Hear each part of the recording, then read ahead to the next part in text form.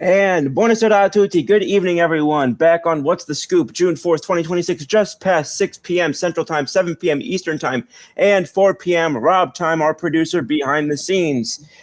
Good to see everybody today. Brendan, I know that, so we just saw each other about 17 hours ago.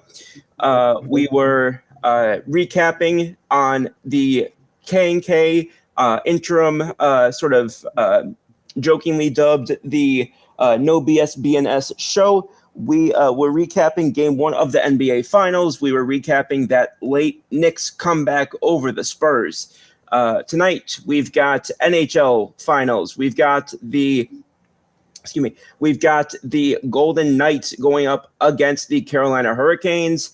And we have a little bit of preview as the rapidly approaching World Cups are coming fast and furious. And of course, we still got some baseball to talk about today. Although, I gotta be honest, man. The fact that they won today, that the Yankees won today, I don't think I've cared less about a win in my entire life. Yeah. I don't think I've cared less about a win in my entire life.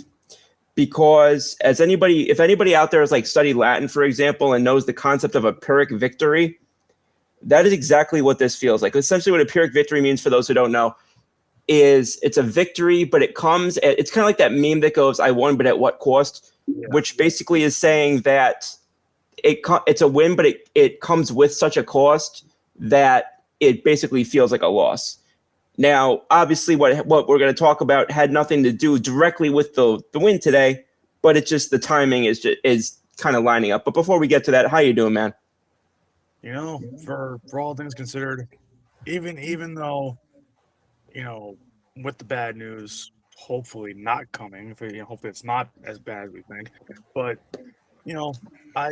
I will take a win any day of the week. It's just that it's we'll get into it, but I don't know. I feel like it's kind of numb after like was I happy to see us get the win, especially late and whatnot, and Bender have a 1-2-3 inning? Yeah, but I'm like, I feel numb watching Yankees baseball without Aaron Judge. So I guess the feeling today is numbness. Yeah, I would agree with that. And it's just, and I don't want to spend too much time speculating because there's a good chance that at any second we will have, like you said, hopefully good news about the ongoing saga with regard to the injury to Aaron Judge. For those who didn't see the update today, he was sent to, I'm going to pull up the name of the doctor real quick, but he was sent to a specific doctor who specializes in, among other things, thoracic outlet syndrome surgery, or thoracic outlet syndrome recovery. There we go. The doctor's name is Dr. Gregory Pearl, according to a spokesman from the Yankees. He's based out of Dallas, Texas. And for the background on thoracic outlet syndrome, now, you've seen things happen in the last few years where there have been players who have overcome that, like Zach Wheeler, and if anything, come back even better than they were before. Unfortunately, for position players in particular, it's been the guys like the Jared Young, the Mike Zunino, who were all-stars beforehand and came back, and not that it didn't necessarily end their careers right away, but it ended the careers as we knew them. Mm-hmm. And the fact that that's a concern right now, and that they are not just hoping to rule that out, but they are involving a doctor specifically affiliated with that as their expertise. We rapidly went from a couple of days, and I don't mean to be the alarmist fan here, but we rapidly went from what are we going to do over the next couple of days to a couple of weeks or what are the Yankees going to do over the next couple of days to a couple of weeks, to this potentially being something that changes the course of the Yankees' future. Yeah. And I mean, I've done most of the talking, so just give me your thoughts on where we're at right now, because I don't really know what else to say. It's it's a really, really dark. It's crazy because after today's win, we're first in the American League in wins, but it's if we get bad news on this, then honestly, then the Yankees, you might enter a dark period where they don't win again for another decade. Just because it's not this isn't like you're missing just your best player on an average team. You're missing one of the greatest players to ever play the game. If that's the case, and it's I just knew even before that that Boone said he talked to Judge during the A's series, and Judge said something wasn't right. You could see in Judge's at bats basically since the Milwaukee series that something was really off. Popping up, pitches right down the middle of the plate, not swing, not seeing the ball well, you know, not not really, being late on a lot of pitches that he usually crushes. Whenever Judge goes through a slump, it's one thing. We expect that. But he was going through a slump where it was quite literally the worst slump in his entire career. And it, I mean, I assume you're leaving out the 2016 season. Yeah, because that really doesn't count. He just came up and he wasn't Aaron Judge yet. Mm-hmm.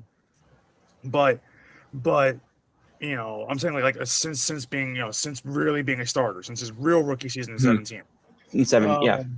So it's it's really tough because we know that this team, whenever Judge has gone down over the years, this team just does not pick up the slack. And we turn into Anaheim basically. Yeah, if this ends up being what we're scared of it being, then I don't see how the Yankees even make the playoffs. So it's like that's just the reality. This is a team that doesn't miss the playoffs, but it's when was the last time they did? I mean, they did in 23, right? They missed in 23, but guess what? That was when Judge was hurt for 2 months. Yeah. So that was 2 months. If this ends up being that type of injury ends up being TOS, then you're not even just looking at the rest of the year. If he needs surgery for it, whatever it is, yeah, you're not looking just for the rest of the year. You're looking for the next 2 years, really. And then of course you have the elephant in the room about next year, the MLB season, what that even looks like. Yeah, and so it's like it's and like we said, with position players coming back from this, they're almost never the same. I can't imagine a world where when the thing is too, it's like you also realize he's 34 years old. If this is what the injury is, he's not coming back until he's 36. So or we assume 36. So he'll still he might not be like I don't think, because someone like Aaron Judge, like even with that injury, when we say, oh, it'll never be the same, we mean like 50 plus home runs and 120 RBIs a season and a batting average over 310. It's like, if you still, not for nothing, if you still get at 36 years old, if you still get, 25, 30 homer Judge batting 270, 280, then it's like, it's still, like regardless, no matter what, at this point in his career, he's a Hall of Famer. But it's just, just his presence alone in the lineup makes such a difference that you cannot win a ring without him. No. And it's we're talking about already piling on top of injuries to Stanton, to Dominguez, the pitching injuries that we've had really throughout the whole season so far that have kind of came and gone. Right. But still waiting for Clark Schmidt to come back. So I mean, if you don't have Aaron Judge on top of those injuries, I would almost venture to say, what the hell's the point of watching the rest of the season? Because honestly, that's the engine of your entire offense. Even if he's slumping, like not hurt but slumping, he still demands such attention and he has such a presence that just him alone would be just him missing him alone would be beyond detrimental to this team. It would be almost like you would almost have to look at blowing it all up and starting over again. Well, I'm glad you said that. And basically to tail off that, I mean, there's no doubt about it. Judge changes the way teams have to play you and have to pitch to you, have to field against you. And you just mentioned at the end, and this is what I was about to get into. So Yankees have 8 guys who are scheduled to hit free agency after this season. They've got Grisham, Jazz, Bednar, Goldschmidt, Hill, Rosario, Yarborough, Blackburn. And then the season after, and then after 27, and again, there's this whole sort of elephant in the room as to what's going on with all of that. After 2028, before 2028 rather, it's McMahon, Doval, Clark Schmidt, and Giancarlo Stanton. Like, you're looking at a very real possibility that Judge and Stanton have played their last game together. Yeah. Yeah. Yeah. And that's really sad too. It's sad, and it's again, we don't know how contracts are going to be handled with all this, but looking down the rest of the way, other than Fried and Bellinger, at this point, if that's what happens, other than Fried and Bellinger, I'm making anybody else on the team available. Yeah, I would think so too. I'd still say Ben Rice too. Ben Rice is untouchable. But, let me clarify what I was saying. I'm sorry. I'm making anybody else available of like guys on like veterans on big contracts is what I should have said. I'm not moving off Rice or Schlittler. Yeah. So it's no. like it's like out of your entire roster, there's only 4 guys you're holding on to. So it's that's and 2 of them are pitchers. So really, it's 2 position players you're holding on to. Yeah. Fried, Bellinger, Schlittler, and Rice is now my core. If I'm and those are the only guys I'm making untouchable. Yeah, I'd say if that people don't realize like a bunch of my own buddies are like, oh, it'll be fine, whatever. I'm like, listen, I would hope so too, but if he is going to see a TOS specialist, that's cause for concern. That's alarming. So that's not just a year of injury, or I'm sorry, a year of injured list. That's the recovery that he has to deal with. We don't know what the hell does a recovery for TOS look like on a guy who's 6'8". Yeah, we have no precedent for that. Again, I keep mentioning whatever next year looks like from a league standpoint. It's just, and I mean, me, and you're talking about your friends with optimism and whatnot. Me on this show, I'm sometimes optimistic to a fault when it comes to this team or the Eagles. Yeah. So for me to come on and be in DEFCON 1 mode, there's a problem. Yeah, like it's just when you look at this team from top to bottom, like after Judge with the current healthy group of guys that you have, really that's the 4 guys Cole will be older, but the 4 guys you basically trust would be those 4 would be Fried, Schlittler, Belly, and Rice. So it's, if that, and maybe this is me being a cockeyed optimist. I do think that there is at least a annual playoff contender that can be built around those 4 guys. Yeah. I don't think that I think there's a difference between your championship window is closed and your championship window with Aaron Judge is closed. I think those are 2 different things. Yeah. But I have a hard time seeing how Aaron Judge wins a ring if this injury keeps him out until 2028. I just do. Yeah. It's this is why we said for years, like, going back to since 22 was like like basically after all these MVP seasons, if it wasn't now, when? And it was like, we always kept saying they're not getting any younger. They're not getting we know that Aaron Judge is 34 and he's still, you know, What the? Aaron Judge, and it's like, he's still playing at a high level into his mid 30s, but this is the problem with banking on guys who are in the mid 30s. You are banking on Stanton, you're banking on Judge, you're banking on Cole. It's like yeah, they are still who they are, but injuries happen, especially long-term ones as you get older. That's just life. That's not even just for an athlete. That's anybody in general. That's life.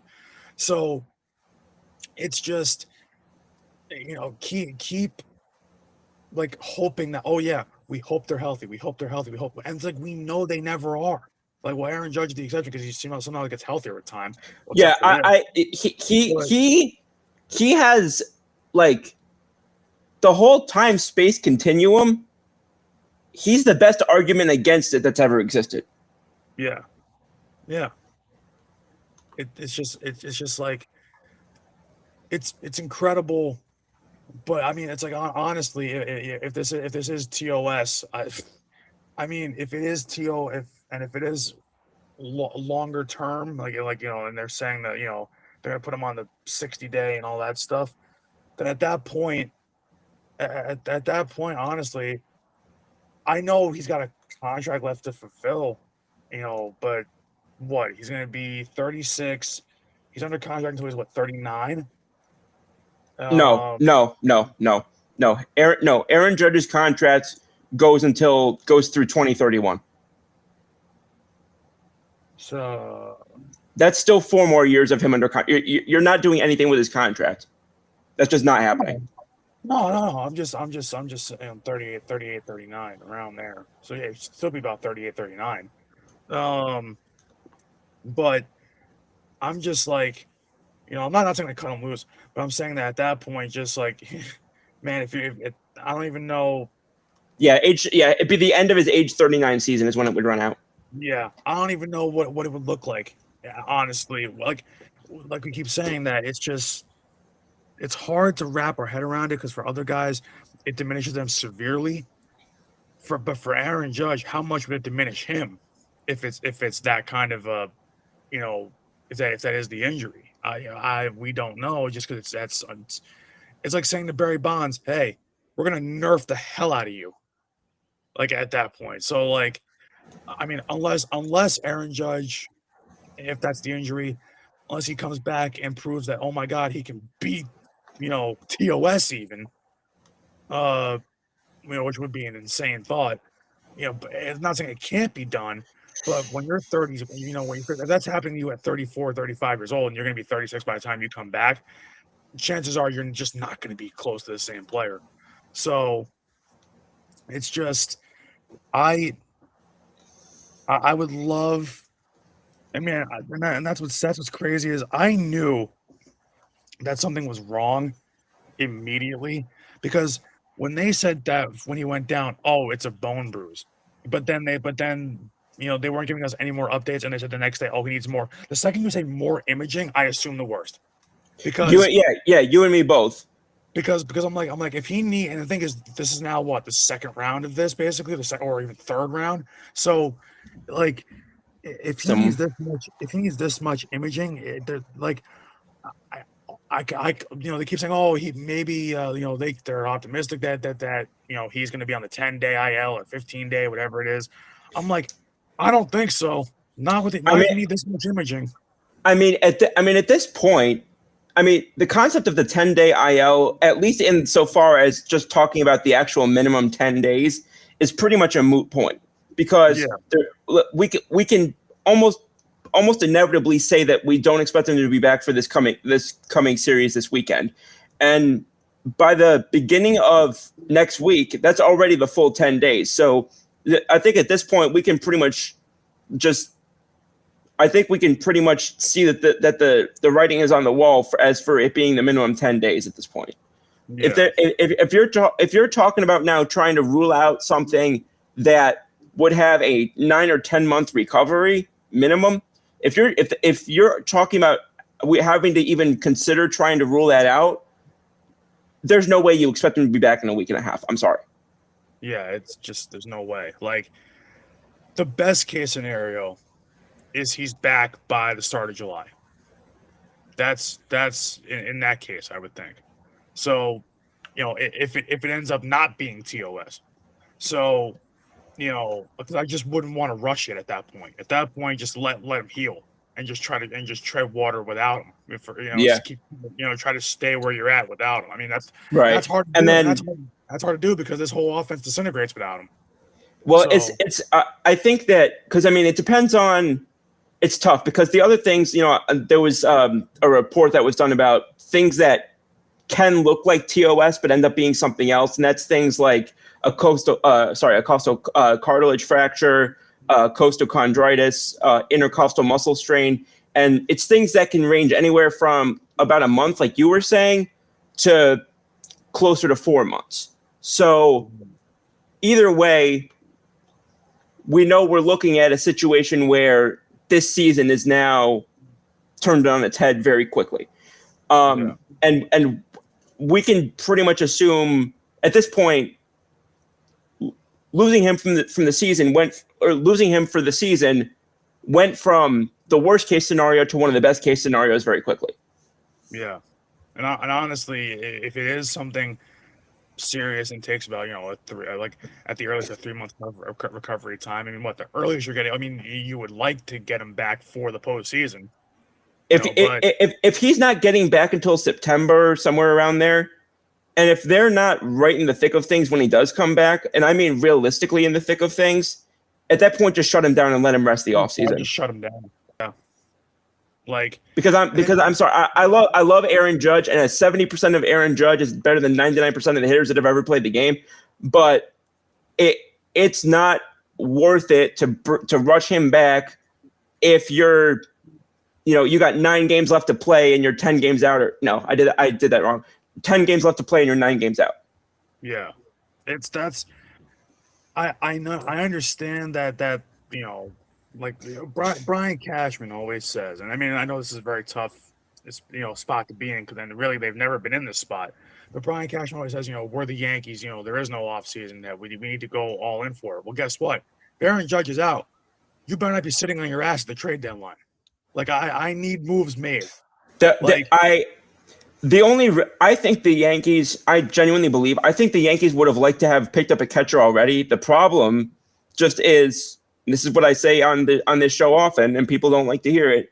But when you're dealing within a market, you're relying also on what other people are doing.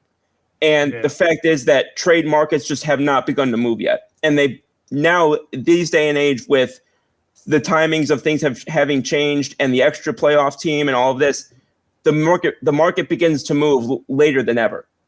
So, that's and honestly, you kind of started to say this yesterday about Spencer Jones. At this point, Spencer Jones and Jason Dominguez need to be everyday players. Yeah, that was why I even said even before this season started, my outfield would have been Belly, Dominguez, and Judge, and Jones the fourth. The only problem I have with Jones as the fourth is that, excuse me, I have hiccups, is that I typically want my really young guys who are just breaking into, that was part of the problem that we have with guys like Peraza, is we weren't playing them, but playing them part-time. That would be my concern with making him the fourth, that's kind of what we've criticized them for in the past, is bringing guys up and then making them part-time players. So that would be my concern. If you really want to go, as they say, balls to the wall, cut bait with Grisham, cut bait with Stanton, and just make both Stanton, or just say, screw it, Dominguez, Jones, you're everyday players now. Yeah, I mean that's probably it. But the thing is but with the way I know the Yankees are aggressive this year more than others, but what a time for that to happen, right? The most aggressive we've seen them ever, and and the whole thing is falling apart right Yeah. now. So like it's or we say falling apart. I mean, like, listen, it's like they do have the most wins in the AL. We get that, but Of course. it's just on paper what they have right now is just disintegrating like quicksand. They're just falling into quicksand. So it's, I mean, honestly, and they keep saying that, oh, if Judge is out long term, that they don't want, and of course you don't want to, but they don't want to rush Dominguez and Stanton. But I'm like, well, someone's got to play the outfield, because it can't be Rosario and Cabby and all this bull crap. It can't be that. It can't be that. So, like, someone's gonna have to change that. Like, I understand you don't want to rush them, and Stanton's not gonna play the outfield anyway. But if Dominguez is healthy and ready to go, he needs to be playing like every day, because if that's the long term, outcome when it comes to Judge, then moves have to be made almost immediately, because without him, and if you continue to put out guys like Rosario every day, and putting guys like I know that Rosario and Cabby can play the outfield, but you don't want them playing the outfield. I don't want Rosario in the lineup at all at this point, because he can't field. We said it yesterday. Yeah. So if he's in the lineup, it's as a DH, and it means you're sitting somebody else. Yeah, and even then I wouldn't do it, because your DH until Stanton comes back should be Paul Goldschmidt. At least to me, but I think that. Well, sorry, go on. I'm just trying to think about something real quick. Yeah, I'm trying to think about just what that lineup would look like, because I mean, honestly, it's probably not going to be much different than what we saw today, but right. But I still think that that's the lineup you saw today is probably the lineup that gives them the best chance to win. But even so, like we said in previous years, Aaron Judge goes down for any period of time, whether it's a week, whether it's a month, whether it's 2 months, whatever it is, the team just completely, like, that's what's crazy. Is like, you still have a team on paper that has Cody Bellinger, that has, a great defensive third baseman, Ryan McMahon can't hit, but great defensive third baseman. You still have Ben Rice. You've got a former MVP in Paul Goldschmidt who's played well this year so far. But it's like, and you've got a great pitching rotation. But that's just, but it's crazy, because it's like when Aaron Judge is cold or is hurt, they all go cold. I don't get how that happens when you have guys who are name brand talents. So, like, it's, and not just one or two of them, you have like 3 or 4 of them. So, I mean, honestly, I would love to be optimistic and say, oh, well, if Judge goes down, they still have name brand talent, because they do. But those guys are not playing like it. But they're not playing up to that. Like it's just like, you're not going to get MVP Belly, where he's got 47 homers, 120 RBIs, whatever it was, and a 300 something batting average, crazy OPS, all that stuff. You're not going to get that out of Belly. Like, we'll be lucky to get 25, 30 homers out of Belly and a 280 average. So it's like, and it's still really good. That's still all-star worthy, but like, right. It's like, no one can replace Aaron Judge, but how we said, well, like, when we lost Juan Soto, that, X, Y, and Z, like these 3 guys, obviously, that we got, that would have to kind of. We recreated him in the aggregate. Yeah, so there's no Moneyball quote for those who don't know. Yeah, so you can't replace Aaron Judge, but that whole lineup basically has to then pick it up for what you lose in him. So, like, every guy is going to have to hit probably, 5 more home runs than what they usually do, almost. Every guy is going to have to try to get on base a lot more. Like, everything becomes a lot more strained, a lot more heightened, a lot more intense, because, these guys on their own are great players, but you have to fill the gap that Aaron Judge leaves, and that's just a gap that nobody can fill. We talked yesterday. I posed the question yesterday about, in the next couple of weeks, if Judge has to go on the 10-day IL, who has to step up in the wake of all that? If the DEFCON 1 scenario that we're discussing comes to pass, then I don't care if you're a leadoff hitter. I don't care if you're a superstar on a 9-figure contract. I don't care if you're a rookie. I don't care if you're the last guy out of the bullpen. Every one of these guys needs to find a new level in their game. Yeah. Every single one of them.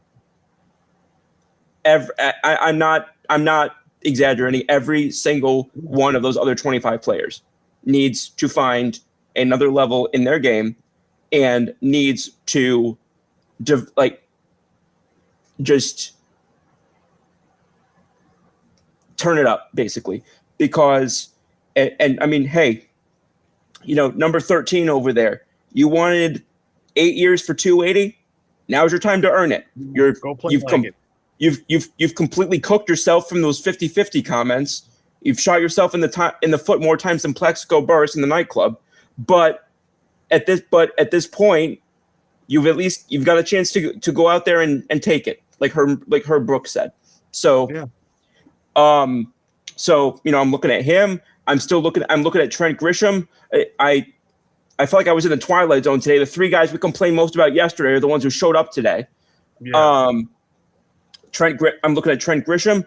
I think Ahmed Rosario needs to find another.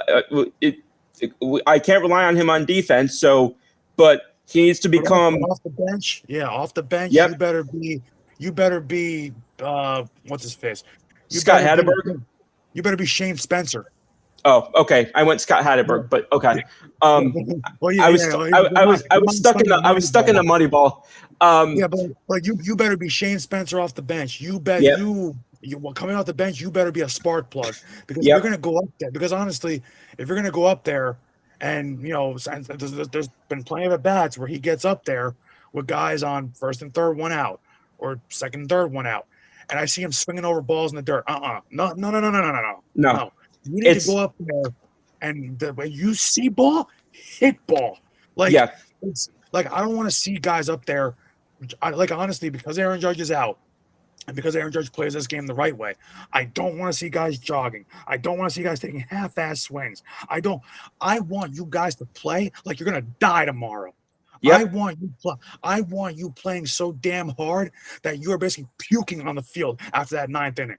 Yeah, because there's no excuse to play like crap when your captain goes down and you need to pick up the slack for it. There's no excuse. There's no excuse regularly. There's no excuse to begin with. But you've got this, you guys say, he's your captain, we ride or die for him. You got to go out there and play like it now. You got to go out there and play like it now. You got to go out there and say, we're not leaving this field without the 28th ring for number 99. And the fact that it got to the point that it did, where we already talked about the last 2 games, so we ain't even gonna get into that because we did that yesterday, and we got plenty of other things we got to discuss tonight. Yeah, but it suddenly went from we need to get a right-handed catcher at the deadline to, pardon me, I was going to ask how you think this impacts their approach going up to the end of July, but I don't even really know how to discuss that because I don't care who you're bringing in. I don't care if you're bringing 1 guy or 4 guys. There is no, even if you go to that, like I said, recreating him in the aggregate, there's no doing that with Aaron Judge. Aaron Judge is one of about 4 players in Major League Baseball that there's no plan B that even remotely fills in the gaps, even 75%. So pardon me. Jody says Trent was a horrible signing. I mean, I disagreed with you about that 6 months ago, and I still do. But there's a difference between being a horrible signing and working out horribly. This is not a good version. This is not the version of Trent that we expected, that we got for the first chunk of his Yankees career. I still believe that he's going to turn it around. But I'm not going to spend too much time on. I'm not going to spend too much time on that because he has to go out and actually produce. I think hitting wise he can. I just think defensively he's shot. He looks Well, that's too the part that twisted, pisses me slow. off. Is what I liked him most for was his defense. Yeah, and it's just gotten worse in the last, like, what was it? When he first came here, he was all defense, no bat. Then last year, it was kind of right, perfect where you want it. Defense suffered a little bit, but it was still really good, and he had the bat. Now this year, you're not getting either. Well, the hitting is starting to come through a little more, but now the defense is so bad, it's Yeah, almost unplayable. it's it's like you said, and I was talking a couple months ago about bringing in a couple of defense first guys, and I know you and I had a disagreement about that, Yeah. but I mean, we got Ryan McMahon, we've got Paul Goldschmidt. Can you name one other player you trust defensively on this team right now, except for Cabby? Belly. Sorry, you're right, Belly. Yeah. Belly, yeah, but that's really your 4. Yeah, because I mean, even though Jazz been I don't better trust than Rosario as far as I can throw him. I don't trust Jazz as far as I can throw him. Wells, Wells, we've talked about plenty of times. I'm not even going to get into that. I mean, we just talked about Trent. I don't know who's going to become your quote unquote regular right fielder going forward. I don't know if it's going to be bringing Jones back up, but even so, Jones has had his own defensive liabilities, as has Jason Dominguez. I mean, who are going to be your guys manning you have ground ball heavy pitchers in your rotation and in your bullpen. You cannot just rely on the guy behind the plate to do all the work. Yeah. I wouldn't even know, because and the worst part is like, for me, I'm like, I know that they don't come around often, but like when I think about the trade deadline, just from at least the archetype of a player that Pardon I me. want, like at this trade, and this is also why we said yesterday that Adley Rutschman makes a ton of sense, because he's the one guy out there where you're still getting the defense and you're still getting good numbers at the plate. So like it's like, to me, it's like I need to see them get players. Honestly, like if this ends up being a long-term thing with Judge, then you can kind of relax a little bit. Not too much, but relax a little bit more. But if he's done, then I need to see them bring in players here that, like, listen, give me good defense if it's possible, and give me good hitting. Like, I'm not saying it has to be elite. I'm not saying it has to be great, but give me a bunch of 250, 260 hitters with a 750 OPS, something like that. I'm going to throw in one more factor: controllable.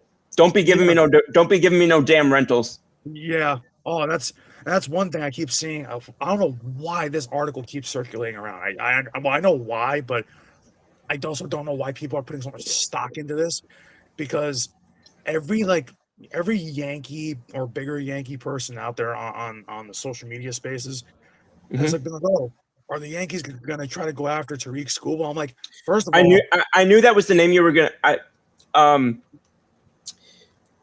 I knew that was. Let's try that again. I knew that was the name you were going to say, and I. Whatever happens today, that's done. If it's not. It never started, in my opinion, but that's done. Yeah, and then the other thing is, you're going to tell me that the team coming into basically yesterday, with the first, with number 1 in ERA across the entire major leagues, you're going to That's the last thing we need. Yeah, that's the last thing this team needs. And the thing is, you got to remember, Clark Schmidt is coming back basically by the end of this month, early July. So, not for nothing, you're going to add him back. You're going to have a 6-man rotation. So someone's getting moved to the pen. So you're instantly getting pen help. They might by the end of the month, they'll probably still call up Legrand and put him in the pen. So, Did you see the other day 4 innings, 7 strikeouts? Yeah. In his first relief start. I mean, I know 4 innings isn't much of a relief start, but I think they're trying to whittle him down a little bit. I think they're trying to be more gradual with him. Yeah, but that's that's fine. And the thing is, I mean, the Yankees, not for nothing, even though they have a lot of ground ball pitchers, they need somebody, not Duvall, because Duvall has the velocity but no location, and just horrible pitch selection. Doval reminds me of what my shout out to my former personal trainer, John Matt, and still a friend of mine. He reminds me of something that he used to say when I would train. He said, you can put the ball 100 feet, but once that thing falls off your fingertips, the only one who knows where it's going is God. Yeah. And that's basically how I feel about Camilo Doval. Yeah, and this is why people kept saying, like, when the Yankees got him, like, oh, he throws hard, but his control has literally gotten worse as time goes on. And it's like, okay, you're thinking Matt Blake can fix him. No, you can't fix that. You can't fix a guy that doesn't want to put in the work to be fixed. Okay, all right. Let's back up a second. Because this is the second time you've said this on the show tonight.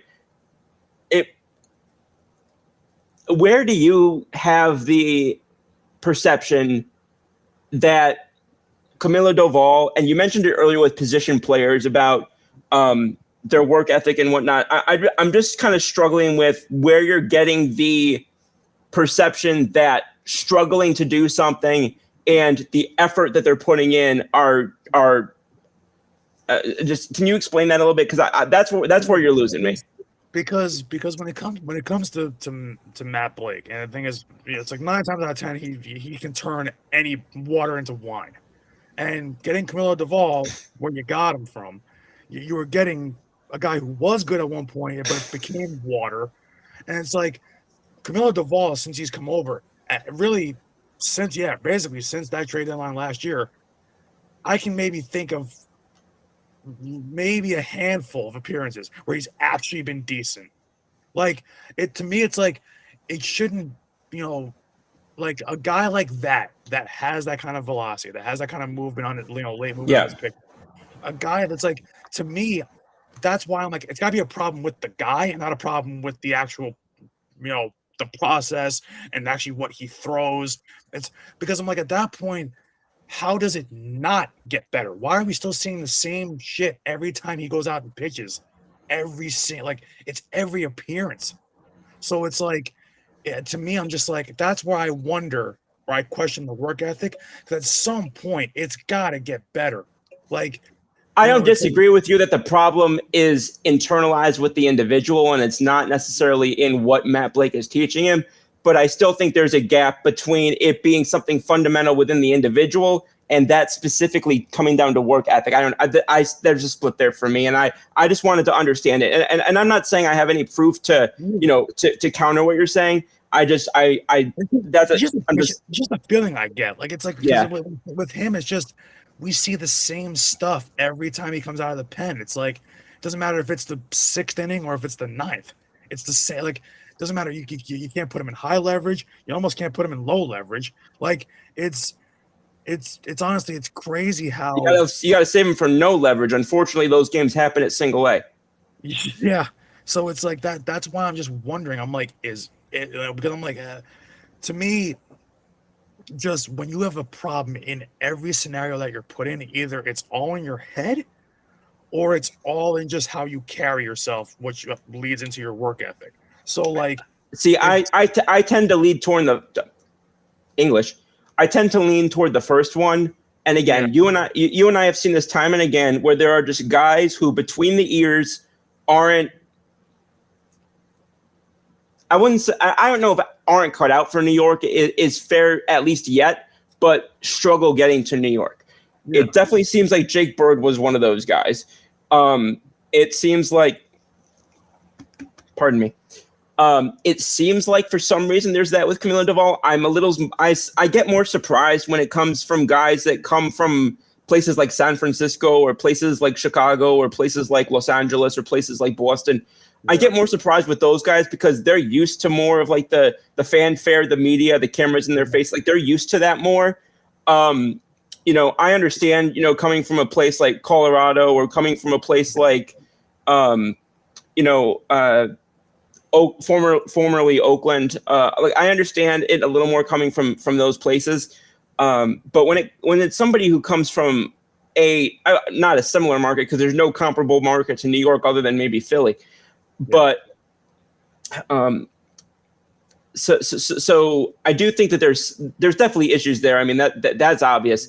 But I just didn't know if you had more sort of intel on that or more perception of that. Because I mean, you're much more of an eye test guy. You're somebody who you've got an incredible eye for detail when it comes to certain, like picking up on certain things that have nothing to do with the actual outcome of the game. And I don't mean that. I'm not saying that in a negative way. I'm saying that because there are things like I'll be watching the game, excuse me, and my brain will be working with, okay, this, this, that, or the other, from a more analytical and sabermetric standpoint. And then you'll be texting, saying things along the lines of like, why does he keep calling for that pitch? And I was like, I was like, I don't even know what you're talking about. Yeah, because you know why too, and this just goes into the just really, I'll make this the last thing I say about baseball before we get into other stuff we got to talk about. But yeah, when it just not just with the Yankees, but it drives me crazy with any baseball game. When the thing is, especially at this level, at the professional level, yes, sir. You have to understand, like, and because I'm somebody that used to pitch, so there's just a lot of boo-boos, a lot of do's and don'ts that you just gotta keep in the back of your mind, that a lot of these pitchers and catchers, a lot of these batteries don't understand. Yeah, It's or something they just forget about, throughout the course of a game. Like when I'm watching, especially with this Cleveland series, when I'm watching Cole and Schlittler get roughed up a little bit, and a lot of it was shaky defense, but still they were getting hit hard a lot outside of that. And I'm right. like, okay, well, you know why you're getting hit hard? Because if your best pitch is your fastball, and you think, Cleveland is a piss poor fastball hitting team, they're the worst in the league at hitting anything over 95 miles an hour. Why are you continuing to try to bury the curveball? And especially, why are you doing it to left-handed hitters? Like, you're literally throwing it to guys like, like Jose Ramirez is phenomenal, just as a hitter in general. But why is your thought process to ever try to throw, especially when your curveball that day is not that sharp? Why are you trying to bury the curveball down and into him, right in a hitter's happy zone, when it's not sharp and it's going to get crushed? And that's what happened yesterday. He crushed Garrett Cole on a. And the thing is, it wasn't. And the thing is, it wasn't even a breaking ball either. But it's like, the thing is, if you're going to throw inside on a hitter that good, and they always say this all the time, it's just common sense. You've got to get the ball in enough. You can't try to be perfect and try to paint the corner, because they're going to smack it. So, it just drives me crazy when it's either counts that don't call for certain pitches, or when it's just like, or even today, like Rodon on the surface, great outing, phenomenal, 7 Ks through 6 innings, 1-run ball, perfectly fine. And I still blame the offense for giving him no run support today, because that's first and foremost. But I'm not freaking out over the 6 innings of 1-run ball, but the 1 run he gave up was avoidable, because you're pitching to a guy who doesn't see the field, and Stuart Fairchild, who's only had 5 at bats all year. He's never seen the field this year. And I mostly remember him with Cincinnati. Yeah, but he hasn't seen the field this year at all. And you never, ever, ever. It's a cardinal sin, especially with 2 outs. And the thing is, he was getting hitters, popping up the fastball up and chasing the slider down a lot today. Why is your first pitch? And the thing is, of course, he left it up a little bit. Why is your first pitch ever, from Little League until the pros, your first pitch in an at bat should never, ever, ever be an off-speed pitch? It should not, unless you have electric. I'm not saying like that it's the rule, like unless whatever, but unless your stuff has that much break to it consistently, I would never, ever at any level tell any pitcher to throw a first pitch and have it be off speed of any kind. That first pitch has to be some variation, to me, of a fastball, 4-seam, 2-seam, sinker, cutter. That's what you should be throwing on your first pitch, in my eyes, especially, like I said, to a team that can't hit the fastball well. So that 1 run that he gave up was avoidable. Like, it's not so much of him, because mistakes do happen. I understand that, but I'd rather you get beat with, and I say this even when it comes to football or any sport. I'd rather you get beat with your best stuff Right. than you just basically saying, "Hey, we're going to try this and see what happens." Because if you're guessing either as a hitter or as a pitcher, it's not going to end well. No.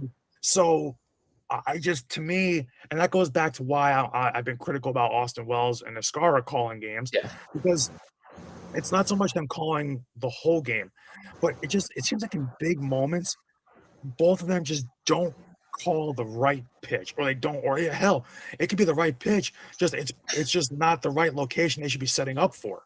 Like, there's no reason, if you've gone inside to a hitter with a bunch of different pitches, your strikeout pitch shouldn't be to go back inside, because he's just waiting for that mistake inside to crush. Right. You need to go away from the hitter. So it's things like that. It's either just them setting up in poor locations but the right pitch, or it's just the wrong pitch call in general in a certain count, in a certain situation. And I'm just like, guys, you are a professional athlete. You're a professional baseball player. This should not be happening. And this happened for all 3 games in this series. This cannot be happening on a consistent basis at this level. Absolutely. So it just drives me crazy as someone who, like I said, who pitched, and who just like, I'm a stickler for good fundamental and good situational baseball. So it's like, it drives me crazy when I see little things like that are completely avoidable, that are in your control, and they just let it get away from them for whatever reason. So that's just it. Can I read something really quick that kind of spins right off of this? Because yesterday we talked about a former Major League Baseball pitcher named Trevor Bauer, and somewhat, well-timingly, that's not a word, but he was named the Atlantic League Pitcher of the Month for April into May, and he actually put something on Instagram 2 days ago that goes in very well with this, and I thought I'd read it if that's okay real quick. He has basically here a 4-step, it says, most pitchers panic when they're getting hit. Here's the 4-step diagnostic I actually run. 1, count quality. Am I giving up hits in hitter counts or pitcher counts? Yep. Hitter counts mean I'm already behind before they swing. The fix is working ahead. If they're hitting me in pitcher counts, it's not a count problem. Move on. Step 2, execution. Am I actually hitting my spots? If I'm missing locations, nothing else matters. Fix command on the fastball first. If I'm hitting my spots and still getting hit, go to step 3. Step 3, sequence. Is my pattern backwards? Most hittable pitch and location early. Least hittable pitch and location late. That's the rule. In 0-2 and 1-2 counts, the penalty for a ball in play is steep. That's when I want my nastiest stuff. If I'm throwing my most hittable shapes with 2 strikes, that's where they're getting me. Number 4, pattern recognition. They figured out my approach. I look at what's getting hit hard versus soft, in versus out, and I flip the whole order. They're punishing hard stuff late, start hard, finish soft. They're punishing soft stuff late, start soft, finish hard. The pattern they're sitting on disappears the second you flip it. Most guys never get past panic. 4 steps and you have the actual answer. Yeah. That's, and that's, see, Patrick, did you guys play baseball? I know I did. I played 3 positions when I played. I played for 6 years. I wish I would have stuck with it longer than I did, because I absolutely could have. I always say this all the time. I was a good enough player. I wasn't going to be like a D1 college athlete, but I could have easily played D2 college baseball and been good at it. That's how good I was at playing baseball growing up. But I just didn't. I just never stuck with it. But and I still want to play every day. I mean, I've made that obvious on the show. But same here, frankly. But I played. I was a third baseman, a first baseman, and a pitcher. So I saw the game from three different angles on the mound and from each side of the diamond. So I literally, like, that's the thing, is when I think about like Trevor Bauer, he had some seasons where I struggled, but the thing is, I would love Trevor Bauer like about 10, 20 years from now to be a pitching coach, because he has the best mind I've ever seen. Hell, even a bullpen coach or a minor league pitching coach. Yeah, because I could watch his videos all day on breaking down pitching. To me, he's like a Mark DeRosa, but for pitching. Yeah, I love it. Like he talks about Ow. like he talks about sequencing, also the tunneling of your Pitch pitches. tunneling. So like I love the fact that he He, breaks everything down, and he literally same even here. says like he'll usually like obviously he'll wear like those clip microphone things, and like as he's working an account, he'll be saying out loud like what he's thinking about Yeah. working a certain hitter, Right. and it's like it's great to see a pitcher's thought process, like Mhm. whatever he starts him off with, but like the thing is like and Trevor Bauer will tell you this too, is that coming onto the field, and I think even David Kona said this, you just feel good when you come onto the mound to start the game, that very first inning. Yeah. You can tell even before you take them out how good you feel that day, how good your pitches looked when you're throwing your bullpen session and all this Mhm. different stuff. You can tell how you feel. So that's Right. why it bugs me when I see guys who they're going to their third or fourth best pitch in a count that's calling for your best pitch. Right. Like it drives me insane because I'm like, if you don't have it that day, like I've said this last year when I saw Max Fried try to throw his cutter a little too much and it was getting whacked. I'm like, why is nobody telling him to stop throwing the cutter? Mhm. Because if it's getting whacked, Ge- common sense, stop Either throwing it. either Matt Blake or hell, even Garrett Cole should have been getting that for him. That's and that's Also, that, that that's what bothered me yesterday too. Was Garrett Cole is a mastermind, is a perfectionist. yeah, I'm surprised at some of the pitches he threw yesterday. I'm like that's not what Garrett Cole would normally do. no, I mean, that tells me that, to use your favorite word, that tells me that he didn't have feel for for a couple of his things yesterday. Also, Yeah. to answer, because I didn't get a chance to answer this, but Mr. Wiltsey asked about playing baseball. I played baseball very briefly. Unfortunately, because I started so late, I definitely was just not in the development stage comparable to other people at my age at that point. But I did ultimately, after having surgery, develop the opportunity to briefly play baseball when I was in 12U, I think it was 12U or 14U. I started as a right fielder, was ultimately moved to left field. I played a little bit of different positions in like intramurals or scrimmages or whatnot, but primarily started in right field, moved to left field. I think most of my starts were in left field, but it kind of went, I kind of was 50-50. But yeah, put the guy who needed his legs worked on it surgically in corner outfield. Makes perfect sense, right? But I miss it every day, though. I miss it every day. Yeah. If you could tell me I could do I could change one thing about what I'm able to do in my life, just one thing, and I could automatically change it, it'd be I would make it possible for me to even play even in a beer league. I don't even drink, but even in a beer league, or whatever they call those. Mr. Hathaway says, "Good evening, fellas. Good evening, Mr. Hathaway. Hope you're doing well." We followed your successes the other night with the whole electoral situation. So glad we were able to be a what's the word? Witness. That's not the word I was going for, but a witness to all of that, and wishing you all the best, sir, going forward. Men's league. My apologies. I swore there was something called a beer league, but for some reason that's what was coming. There is the beer league is mostly for like softball and for like people who are like out of the game completely. Yeah, that's what I was thinking. Because I haven't played in 12 years. Yeah, men's league is more like you're staying in shape, you're staying on top of your stuff, but you're older, you're like 30, 40, but you're still able to play.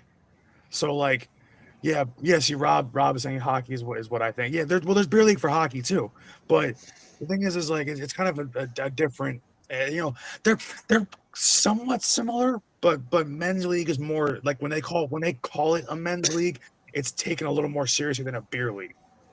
So it's All right.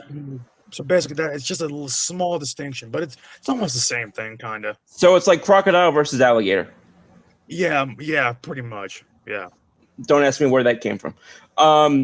But pulling off of that, I apologize. There was a question from Jody that I never got to earlier. So let's pull that back up if we can, please. I believe it pertained to Nuggets and Pelicans. If we can pull that up real quick. He said Nuggets are looking at Aaron Gordon for Zion Williams. Um, What was the last thing you, Brandon? What'd you just say at the very end there? No, I said based on reports, Nuggets are looking. Okay. So here's the tough thing, and you guys know, anybody who's watched this show and has listened to us talk basketball knows that I was on the trade Zion train really 2 years ago. I understand why it didn't happen before then, because first he was hurt and then he barely played the following year. So I understand he needed time to kind of rebuild his value and whatnot. And that's kind of been the tough thing, is that he has never, and I literally mean never, played more than 30 games in back-to-back seasons in the NBA until this season. So that's why I don't think the Nuggets would do this. Oh my the Nuggets God. would be stupid to do this. Oh my God. The Nuggets would be stupid to do this. Even if it was actually accurate from a reporting standpoint. I feel like do this. I feel like Toy Story 4 when we got the jump scare from Forky. Dude, you gotta watch your screen. I mean, yeah. Anyway. I did watch the screen, but it doesn't give me a 5-second warning that you're gonna jump on. Anyway, how you doing? Anyway, how you doing, boss? I'm doing good, but no, it's just like, I don't understand why the Nuggets would even do this. If it was even a real report, which I haven't seen anything on it, but still, I haven't either. I don't know where Jody finds some of these things, but still, I wouldn't hate it for the Pels, but the Nuggets would never do it. Yeah, no, they would never do it. Aaron Gordon means too much then to Denver. Yeah, no, he does. He's really important for their offense and defensive structure because Jokic doesn't have to do everything, or not. Yeah, Jokic doesn't have to do everything on that offense when Gordon's on the floor. The thing is, he can't stay healthy either. Trade two unhealthy guys. He's one of the classic examples, AG, is as to why all team, all pro or all NBA team or whatever is a little too heavily looked at, in my opinion, or is relied on. Get into that now because I hate that stuff. I think it's stupid. I haven't gotten to finish, but it makes me rage. That's why I'm going in. But continue, Scoop. Okay. Anyway, it is because, like you guys are saying, Gordon is an integral part of what the Nuggets do in a lot of their games, but he's never been even a second team player. He's never made an all-star game. He's never been a league leader in anything, really. He's a prime example of somebody who is just kind of a workhorse more than somebody who is going to be a what's the word? You're not going to you might not. Zion's a star still if he's healthy. You might not rely on him. Like, for example, you might not seek him out in your fantasy hoops league, Robert. But what? Are you serious? Well, you do categories, right? What are you talking about? Are you talking about Aaron Gordon? Yeah. He's one of the most valuable fantasy players you can get. Bro, I don't play categories, so I'm genuinely asking you. Yes, because he's okay. Bad. Here's the point, because he's a scorer and he's a rebounder. But the thing is, with the Pelicans, with Zion, again, what value are you going to get? You're not going to get a star in return. Let's skip the Aaron Gordon thing entirely. If you're looking to trade in this offseason, what's the best you're going to get? Because it's not Aaron Gordon. No. It's not. It's maybe Kristaps? Maybe. And even then, he's not even healthy because he has whatever. That would have been nice 6-7 years ago. Oh, exactly. That's my point. That's my point. So it's like, I think we're at the point with the Zion conversation. The Pelicans have no leverage to move him at all unless you trade him in midseason. Because in the offseason, you have no leverage. The only leverage you might have, maybe, is being a third team in a Giannis thing. But even that's unlikely because Zion's contract's crazy. Well, I think any trade I think that involves Zion is going to be a multi-team deal. But it has to be with the second apron. It has to be. That's what I was about to say.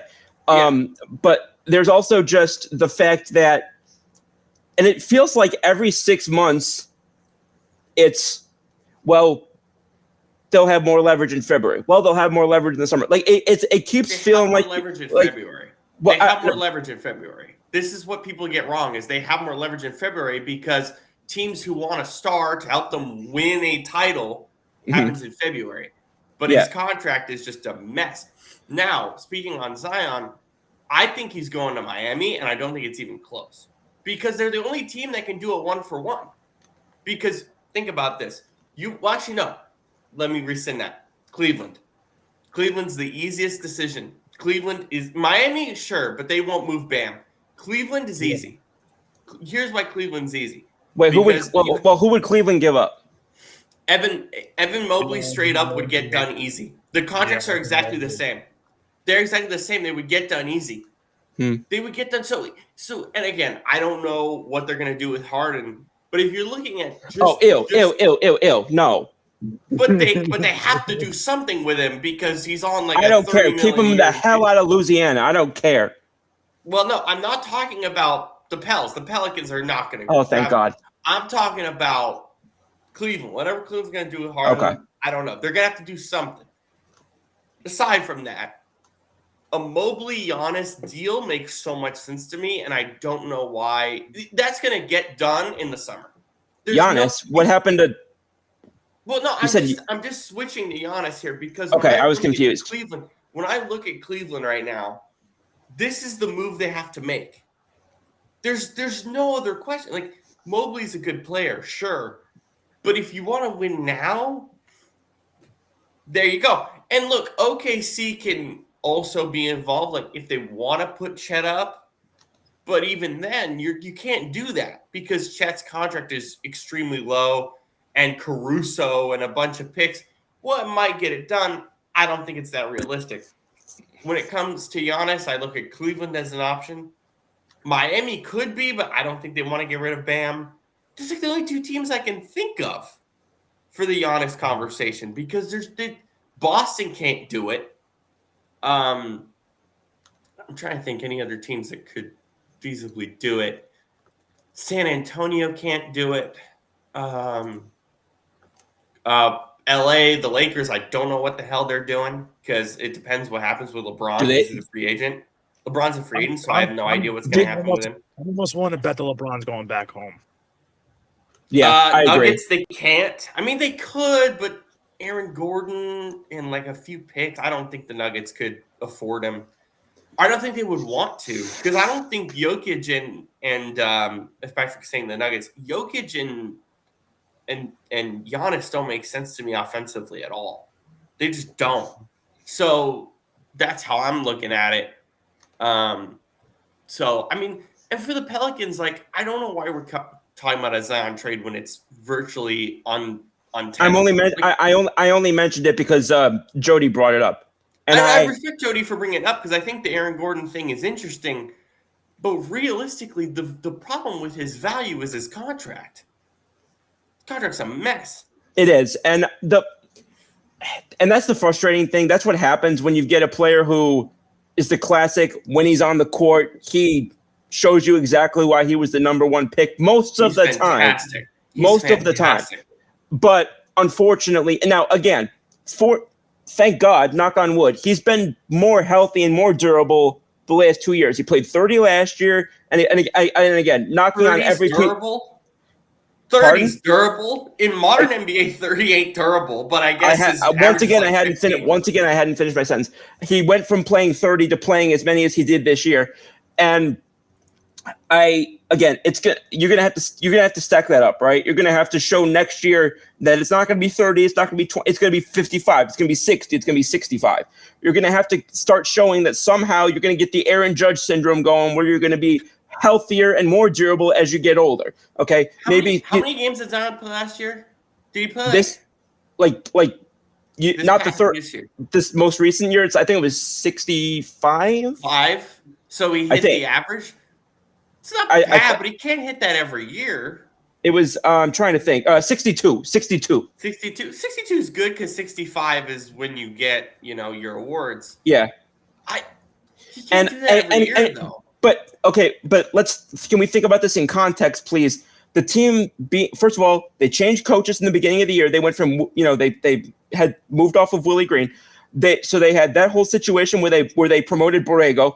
They were not contending at the end of the season, so they were trying to get more minutes to some of the younger guys. So I don't entirely believe, not that I don't believe because obviously the numbers are the numbers, right? 62 is 62, but I don't look at that the same way that I would have, because they kind of tinkered with who they, with lineups and whatnot and with strategy and whatnot, just to get a sense of what they had going forward. It's a little different to me than, guy had spent a little too much time getting chicken McNuggets after the game.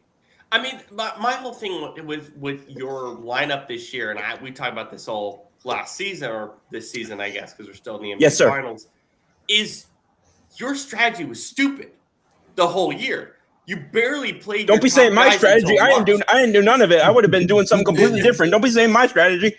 But no, Patrick, I was saying that the Nuggets and Giannis don't make any sense. But no, I'm just I agree. saying, I thought you were talking about LeBron for a second. I was very confused. LeBron, I don't know what he's gonna do because I don't know what his value is on the open market. I got two things. I think I'm 65% Cleveland, 35% Warriors. One of those two. Houston. No. That's I would Houston in there too. I would be shocked. You go play with KD? Houston's always been on his list. I think with Kevin Durant, sure, they could do it. They could absolutely do it. He could play power. And then I'm trying to think. So I don't see that. I don't see those two personalities meshing at all. Have you seen how they play in the Olympics? Are you serious? I mean, all I'm saying is 82 games is different. I don't care. It's Kevin Durant and LeBron James. They'll figure it out. That's what they Brandon. It's 3 stars and they'll figure it out with Kevin Durant. You heard this 7 years ago. Play in the Olympics. The second, you see how special those two were. Yeah, but the thing is, the Olympics is how many games versus a whole season plus playoffs. Thank you. That's what I just said. Still, if they team up, and again, I don't think it's likely, but I know Houston's been on his list. Golden State's been on his list. Golden State's been wanting him for 3 years. Yeah. Cleveland, obviously. Cleveland? Why would Cleveland? I don't think Cleveland makes sense because why not just get Giannis? It's a smarter move. No. For Cleveland, LeBron doesn't make sense. But for LeBron, going home to finish your career and being done. Yeah. I think I'm just going off of a vague memory that I have from a couple weeks ago. I don't have this right in front of me at all. But I think I remember seeing something that said that he would be willing to take a veteran minimum to go back to Cleveland. Really? I mean, he won't take better minimum. I know that he won't do it. Something in that, basically, he would take significantly less money to go there. He would take significantly less money, but it's still a lot of money. I don't know why he would go back to the Lakers.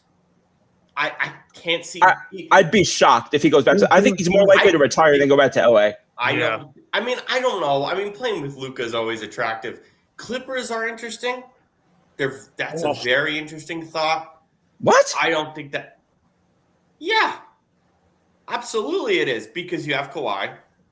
You don't have the Paul George contract. You got Kawhi, but Kawhi's the king of load management. Yeah. So, true, but if he's healthy for the playoffs, is an interesting duo. I'm just throwing things out there because I know he wants to stay in LA. If is doing more work than LeBron has had to do in every place he's gone. Right, but what I'm saying is, I think he wants to stay in LA. Clippers is an interesting thought. There is a reality where I could look at it, where I could look at him and just envision him saying to Bronny, "You're on your own, kid. Figure it out over there. I'm going home." I've always said he should play in South. Well, it's not South Bay anymore, is it? Because they moved it. Anyway. I thought you were going to say South America. Honestly, Bronny might be better off in South America.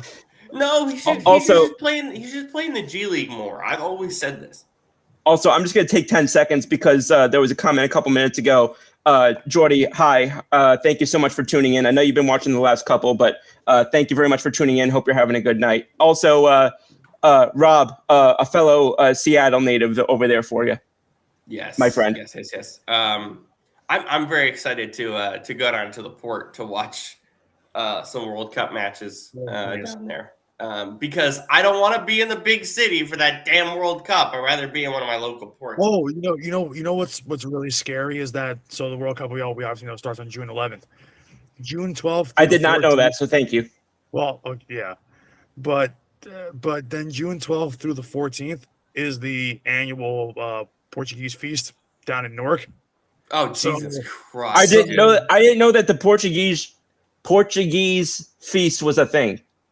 Yeah, it's a huge thing in your area, Raven. Anywhere. You said your thing. I thought your area. I thought you were talking to me. I was like, there is not a Portuguese feast in Jackson in June. Yeah, I was gonna say from what I remember, it has ties to a religious thing. It's basically, but it's called Portugal Day. Are you playing on those days, or are you playing on the 15th? I'm gonna check. No, we're playing after the feast. Yeah, I figured you guys were playing. I think you guys are playing on the 15th or something. Yeah, but anyway, basically, the whole thing with Portugal is like anywhere where there's a big Portuguese population, they will always make sure that they celebrate basically Portugal Day and celebrate pretty much like the feast, because obviously it is a Portuguese tradition. But so they have it obviously here in Jersey, so in Newark, because Newark is a massive Portuguese population. They have it up in near Boston. Well, not Boston, but Fall River in Massachusetts, because that's where a lot of Azorean Portuguese people are from. Yeah, I know where that is. I've been in that area. They do it. It's basically all pork chop over there, and then they do it in. That's what we are, man. I know, but that always throws me off when you say pork chops. I can't say that. By the way, Linwood area. By the way, North Linwood area. Just do it.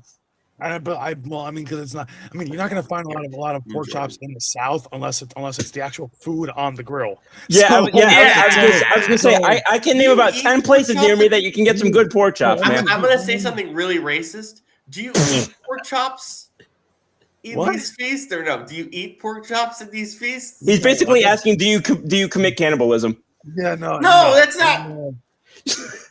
No, but are you interested in how your skin tastes? Like, what is happening here? No, but the thing is, they do it in I believe up in Canada, so up near Toronto, because Toronto has a big Portuguese population. They do it in. Would never have known that. Yeah, they do it in Fall River in Massachusetts.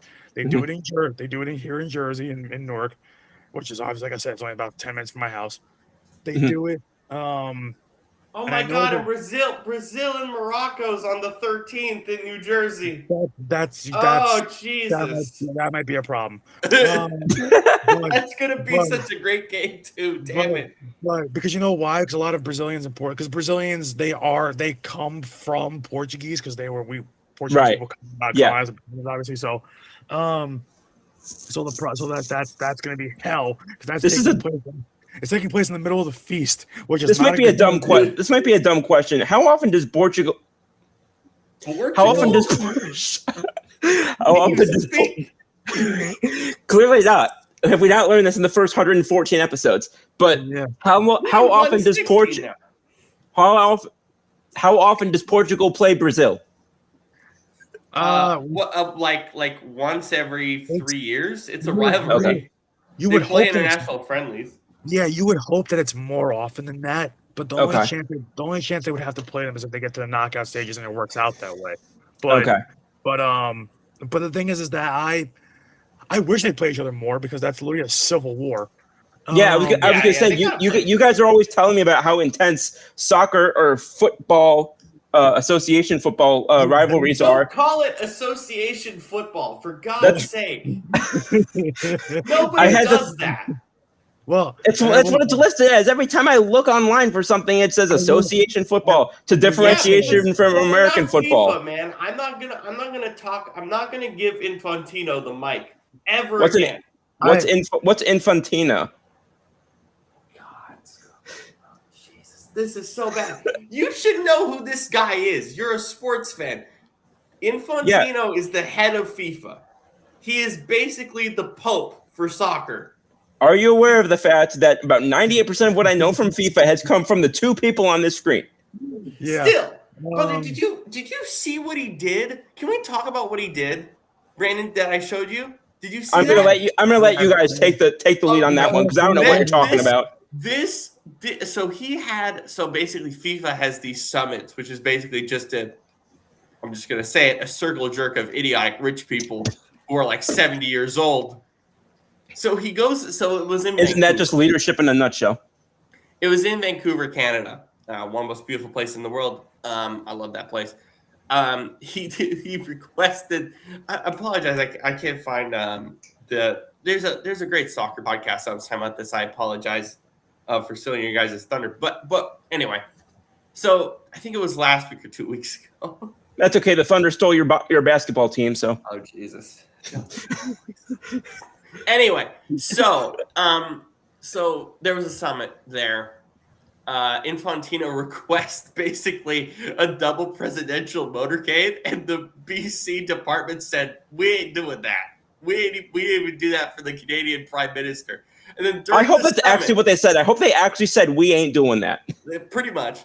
And then for some dumbass reason, he brings up the Iranian FA.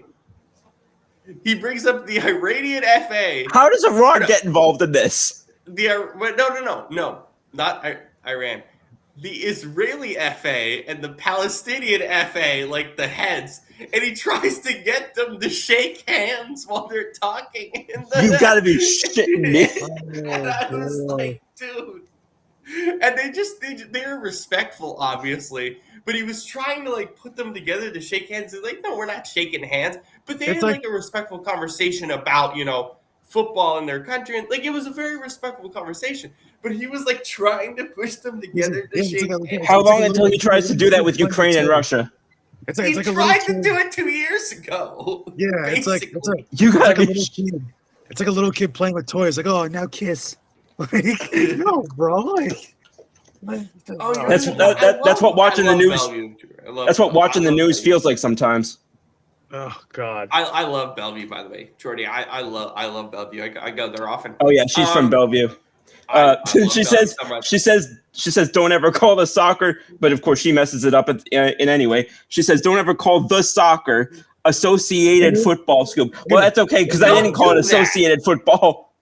Don't do that, man. We ain't doing that here. Oh my God. So let me look at this. So you have Brazil, Morocco, Brandon. Yeah. And that's your first one. During the feast. Yep, during the feast. I like how you talk. I like how you like say a bunch of stuff on here about Portugal for Brandon, but Italy never comes up for me. Because they're not in the World Cup because you suck. Yeah, basically. You're trash. You literally haven't made a significant tournament since you won in 2016. I understand I understand why. I'm just saying it's funny to me. And then what's your other game? France and Senegal. Respect the patch, damn it. Respect the patch. Oh, that's cool. Oh, Jesus. Are you happy to be playing in Houston for your first game? What? You're in Houston. Yeah, I know. Yeah, honestly, I understand how hot it gets down in Texas in the summer. You're in NRG. Yeah, Oh, NRG. Oh, that's going to be interesting. It's all the NFL stadiums. Well, yeah. I was going to ask: is there an MLS team down in Houston? Like how big is Houston down in Texas? I mean, are you kidding me? How big is soccer? Shut up, Brandon. How big is soccer down in Texas? Wait. How big is Houston down in Texas? How big is soccer down in Texas? Are you kidding me? My God, we're ginormous. We're putting on a shirt. It's huge. Houston Dash and WSL. But you know who's a part owner of the Houston Dynamo? James Harden. He's like a 10% owner of the Houston Dynamo. No, man. I'm trying to see what other games you have in your area, Brandon. I don't even want to know. I'd rather just be blind to it. Because we can't stop. Norway and Senegal. You want Norway's coming? We can't stop. Obviously, we can't stop the World Cup from coming here. I just want to be blissfully unaware of it. I don't want to deal with it. How? You're gonna be. because I don't want to deal with this hell that this area is going to become when they come here. Well, actually, they're already here. Like the hotels right now, they're already here. the hotels right now are getting booked up like last minute, nonstop. I'm like, oh god, they're coming. They're coming. I'm so Germany and excited. Ecuador, that's pretty good. I just love the fact that FIFA was like, so the two best things, or the two funniest things, is obviously the stadium name change. Right. But Jerry Jones is going to put the curtains down Yeah. for one of the games. That'll fix your sun issue. Well, he's only doing it for that one game, and then he's getting rid of the curtains. If the sun gets in my glorious King Ronaldo's eyes, I will. I mean, he is God. Yeah, I know, but how? Like, I have to imagine he's played at least one game with the sun in his face. I imagine he knows how to handle it. Yes, I know. But directly in your face? But I don't want this to be us against the Cowboys where Jalen's staring, or his corneas are staring directly into the sun. But that's what I'm saying. That's what I'm saying. They got shades for that early window game in the group stage in Dallas. So they have shades. What is FIFA was like, we're putting on shades. Are we playing all 3 games? Are we playing all 3 games in Houston for our group stage, or where are we playing? I have to double check. I think so. I'll double check. One of them's in Miami, right? I think. I'm not certain. Where you're in where are you again for your training ground? Where are you Miami. specifically in Florida? Miami Gardens, right? Yeah. Is that still Hard Rock Stadium? Or are they changing that? Like, they have to change that too?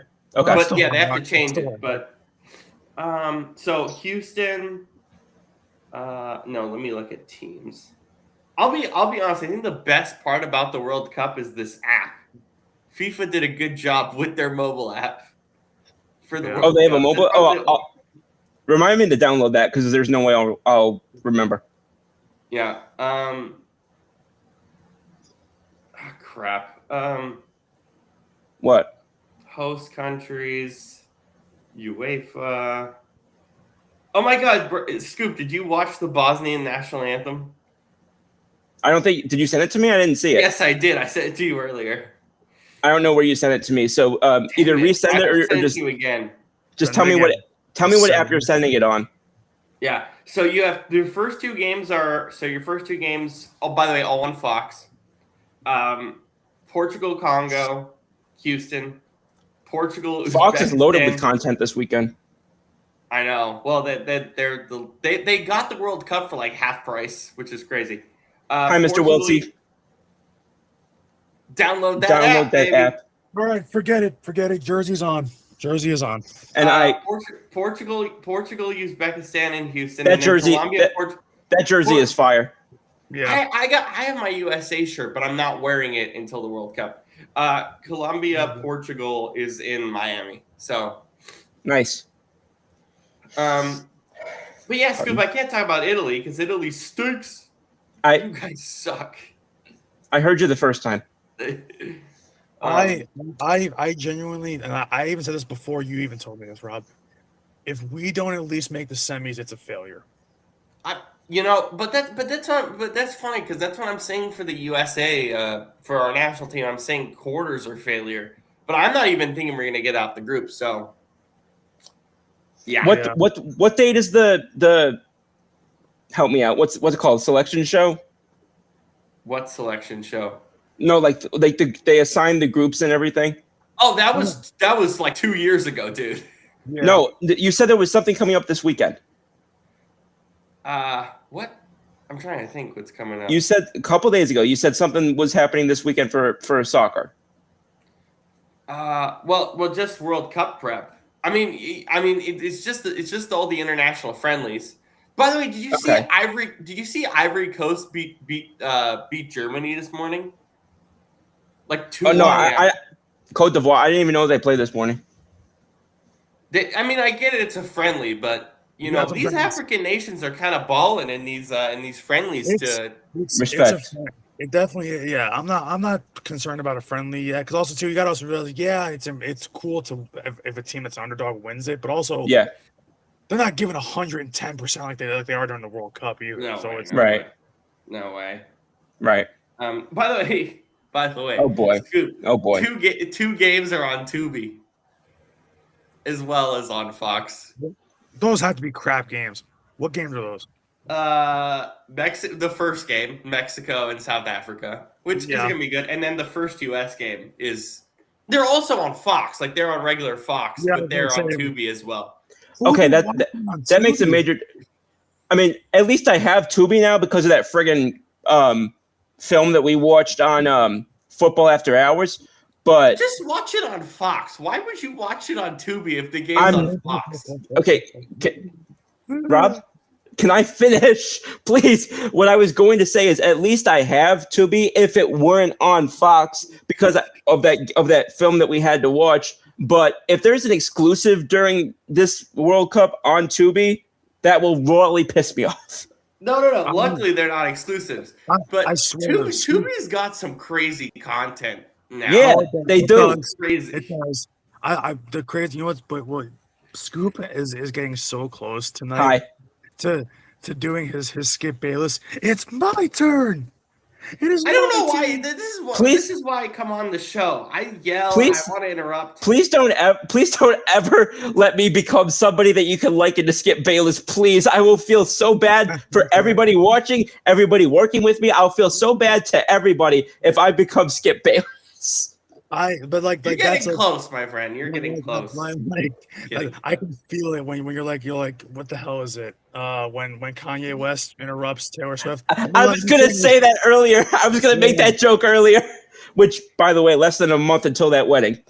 Oh my God, we're still talking about that stupid wedding. Dude. I said one sentence about it. Holy crap. Okay, listen. You're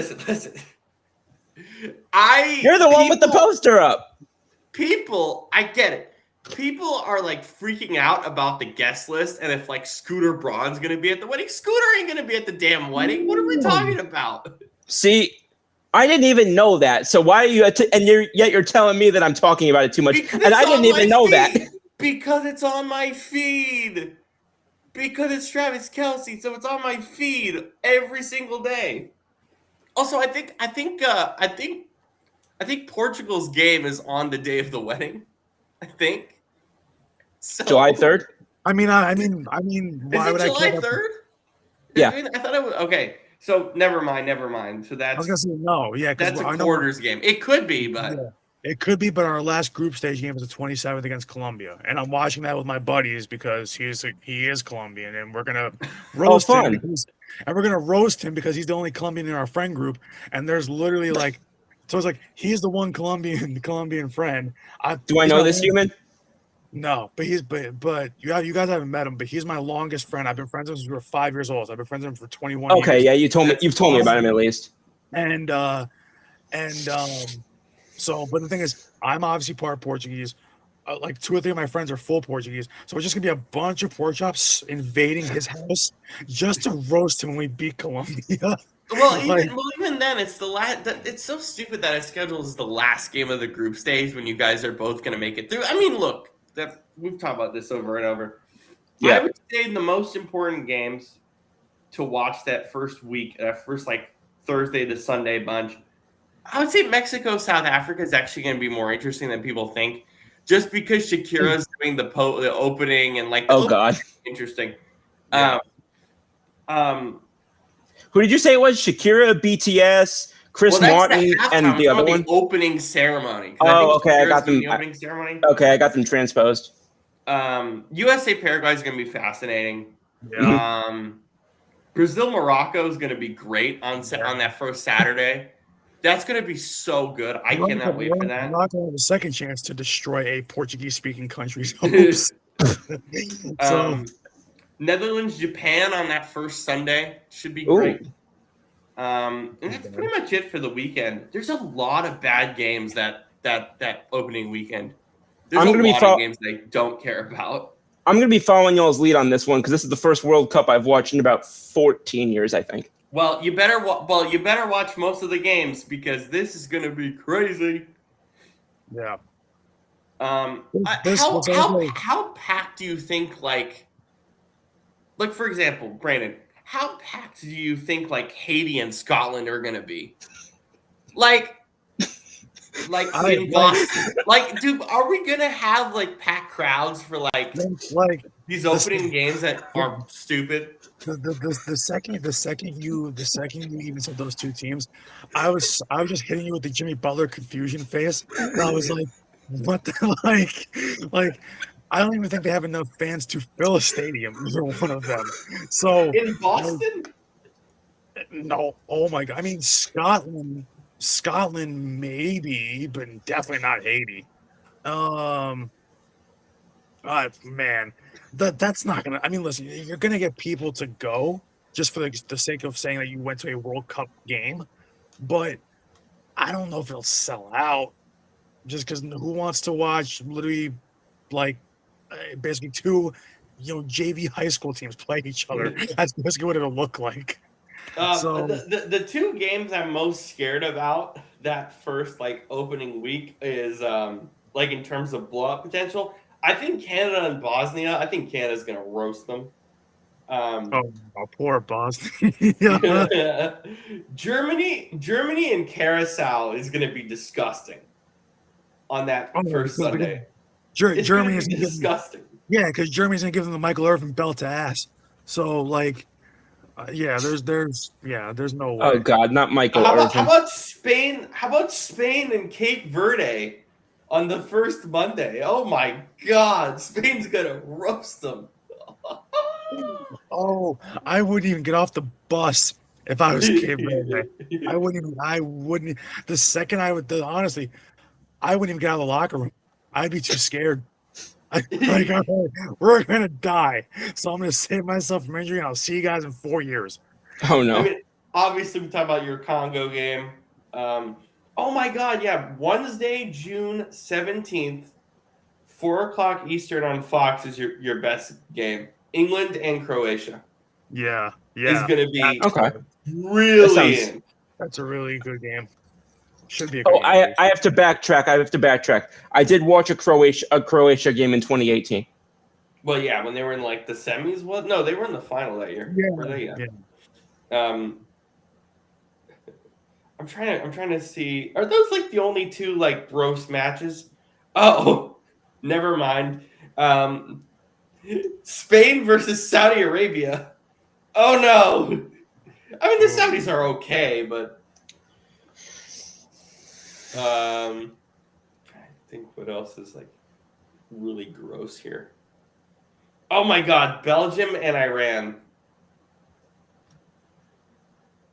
Oh my God. Oh my God. Cape Verde has Uruguay too? Oh hell. Oh hell on a handbasket. They're basically just telling Cape Verde, hey, listen, thanks for coming out, but goodbye. Goodbye. Oh my God. This is like this World Cup with all these teams. It's like this is almost it's so oversaturated. Like, am I gonna watch these stupid games? Yes. But am I gonna do it with a smile on my face? Probably not. This is like if you go to if you go to a big family reunion with people you haven't seen in like over a decade, right? And it's like you see the ones that you love growing up, your aunts, uncles, cousins, whatever. Yeah. And you see like the weird ones that are on like the bottom of the family tree, like like a second cousin or whatever. Like the fourth cousins in. Yeah, like that, so you're like your uncles, your cousins, like all the ones you love. That's your Portugal, your Spain, your France, your England, Croatia, all that stuff, like all that stuff. And then here's Cape Verde. And you're like, we have the same name, but I don't know who you are. Yeah, it's like then you got Cape Verde, Curacao, Ivory Coast. Basically, they're the ones saying, "Oh yeah, like your Aunt Karen, that's my mom's long lost sister that reconnected after 10 years or whatever." I'm like, I don't know you, bro. You're not us. That's how I feel with when it comes to those smaller teams. I'm just like, listen, I feel so bad for them because there's no shot they're gonna go anywhere in this World Cup. But it's like I would love to see one of those Cinderella teams make it through. Yeah. But my God, none of them are going to get out of the first. The ones that do get to the knockout stage, they're gone immediately. Who is it? Which country was it that you said yesterday that y'all were going to take down like 10-0, or you said that you guys would maybe win? It's Congo. Guys, Congo. to finish today, do you guys want to look at the Madden and college football reveals? I was just going to ask if you wanted to cover that because I just got those. This is awful. This Madden reveal is terrible. First off, the MVP membership thing, dude. The fact that I have to pay extra to get all playable mascots for college football day one makes me so angry. Screw that. It's stupid. So here's your pre-order bonuses. Is that good enough that we were paying for roster updates the last 14 years?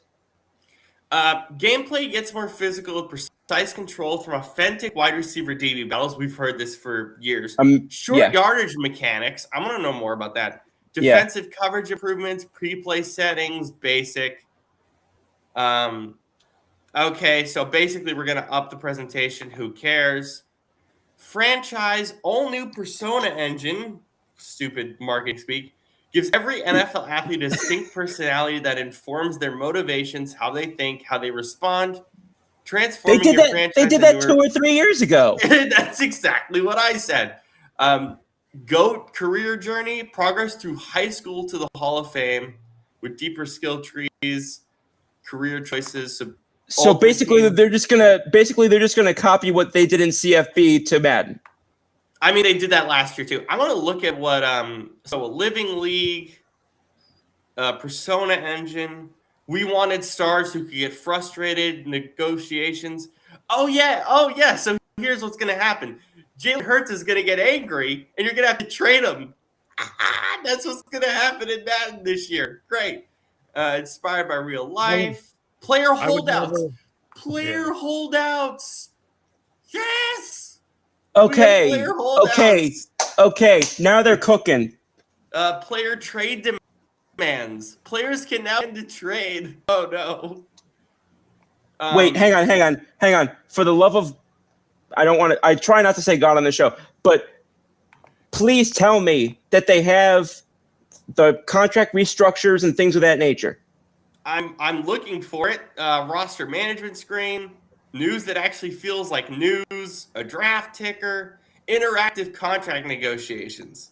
Completely rebuilt the negotiation experiments into a multi-session minigame. Now! It's a minigame. What is this, Madden 12? Well, it sounds kind of like what they did in franchise for the show. Yeah, that's stupid. I hate minigames. Okay.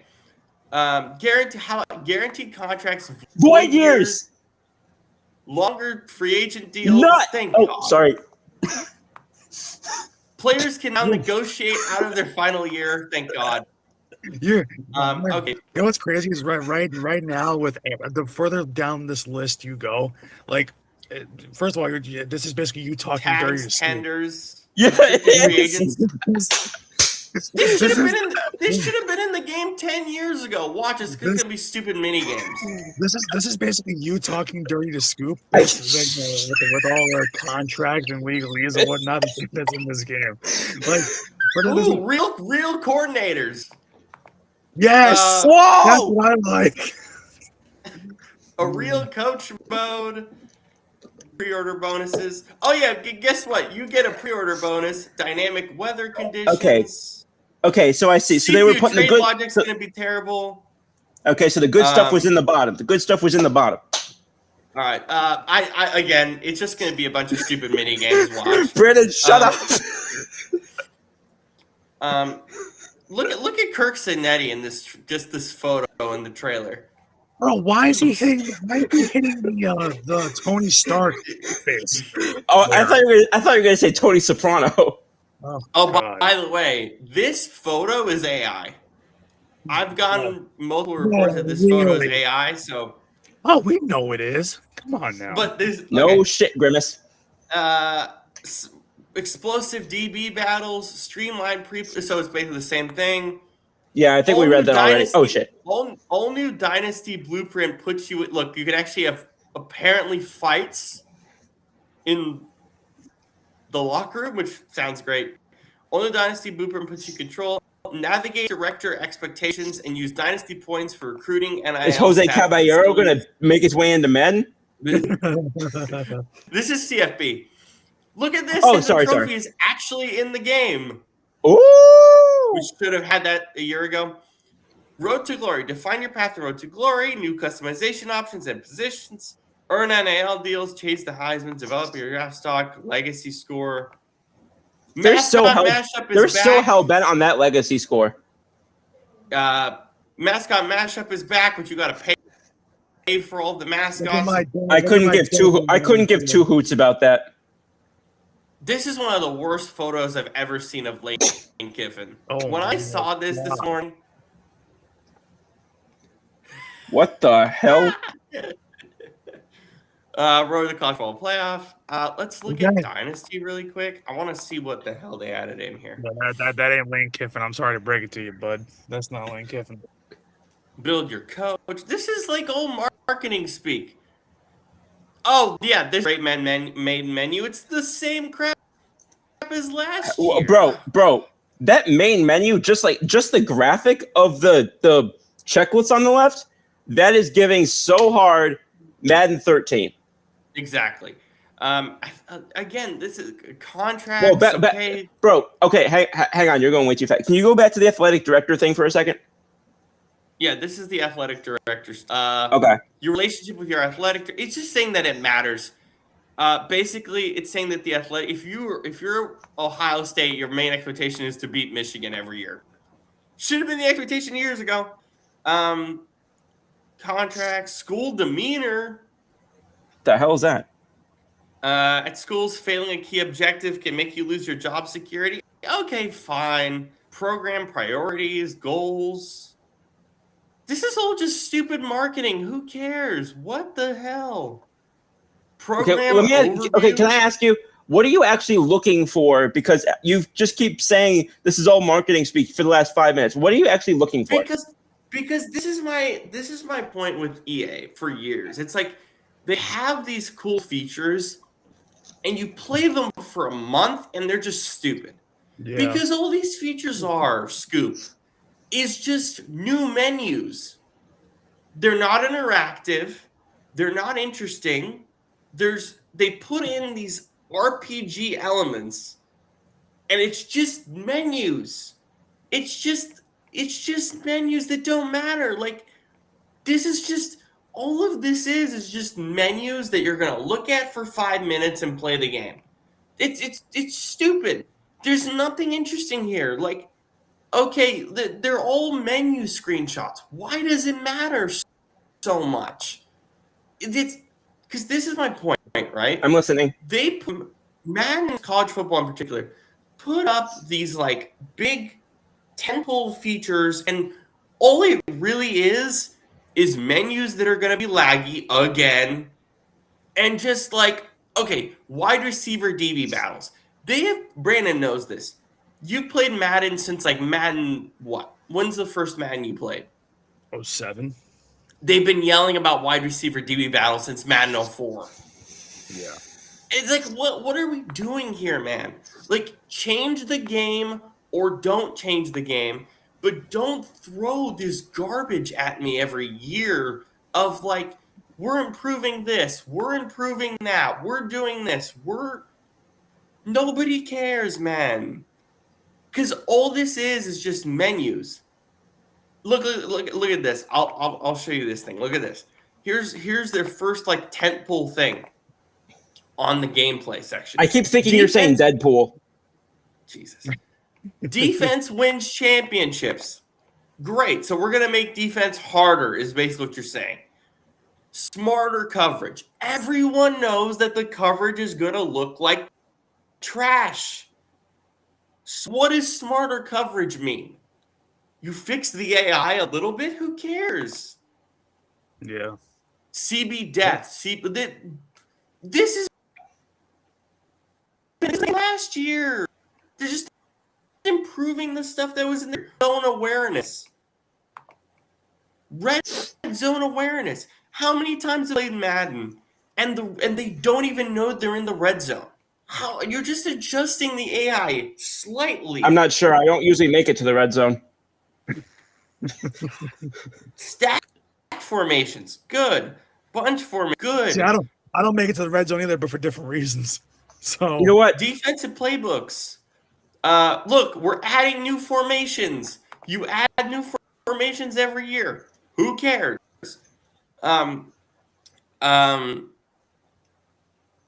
Route awareness. What does this mean? Well, see, that's the whole thing. But it's less that I talk about with Madden, and I just see this in general with sports video games. Like they put intentionally very vague. We improved this. We addressed this. We tackled this. No pun intended. But so you're looking at that, and if it's a little bit better, then you'll think, oh, great. But like, I would love to see. And this is just how my brain works because I'm a very detail-oriented human being. But I would love to see these things will now happen in these scenarios. Like I would love to see them actually explain, okay, you improved it. How? When will I see it? And what will I see? Well, I see it, but it's so minuscule. By the way, look at this. Ratings versus ratings. You're telling me that wide receiver DB battles was never about ratings in the first place? Oh, yeah, what the hell was the point of that? Look at this. You can jostle now. What? Oh, hang on a second. Hang on. Got a Mr. Wilty thing here. It says completely off topic. I don't even know if we were on a topic, but completely off topic. T-shirts, hats, and mugs coming to the summer to you guys. Thank you, Mr. Wilty. Oh, also, Mr. Wilty, remind me to reach out to you because my address is going to be changing in a couple months. So remind me to reach out to you on that matter. Built from game day. Who cares? Short yards gameplay. Brandon. I don't even know what that means. Brandon. This is Madden 10. I'm not talking about the tush push. Look at the screenshot and tell me if it looks any different from like Madden 2010. Yeah, that's pretty bad. It looks awful, man. And look, the tush push being in the game, great. QB sneak meter? We need a meter? Before the snap, the game evaluates the push strength. QB push strength is influenced by strength and weight ratings. Once the meter begins, your job is to hit the time as cleanly as possible. What? So this we're making the tush push a meter like a kickoff. So this is basically the 2K shot meter for layups. Why? I love the fact that we're bringing the tush push in, but I just absolutely know it's going to be absolutely like I'm going to hate using it for some reason. I don't know why. I just know I'm going to hate using it for some reason. Look, all of this is we improve the animation AI. Who cares? Oh, okay. Question. Because this is something I just don't. You guys know more about this in this specific area than I do. Is the engine on which they are now running Madden the same engine on which they run CFB? And Battlefield. Yeah. What the hell is Battlefield? It's a shooter. Yeah. The same engine, dude. Rob, I can't begin. You know that I haven't played shooter games, but okay, thank you. So listen, Scoop. Madden is built off an engine that started off a game based on World War I. So yeah. What? Why? Exactly. Why? What is the correlate? What is the correlation there? Because they wanted all the games to be connected under this one engine that stinks for sports games. But war and okay. I feel like I'm just doing this. Okay. Well, the model starts learning when the field looks like this, run like this. What? Isn't there? What? Well, isn't there that famous? What the hell does that even mean?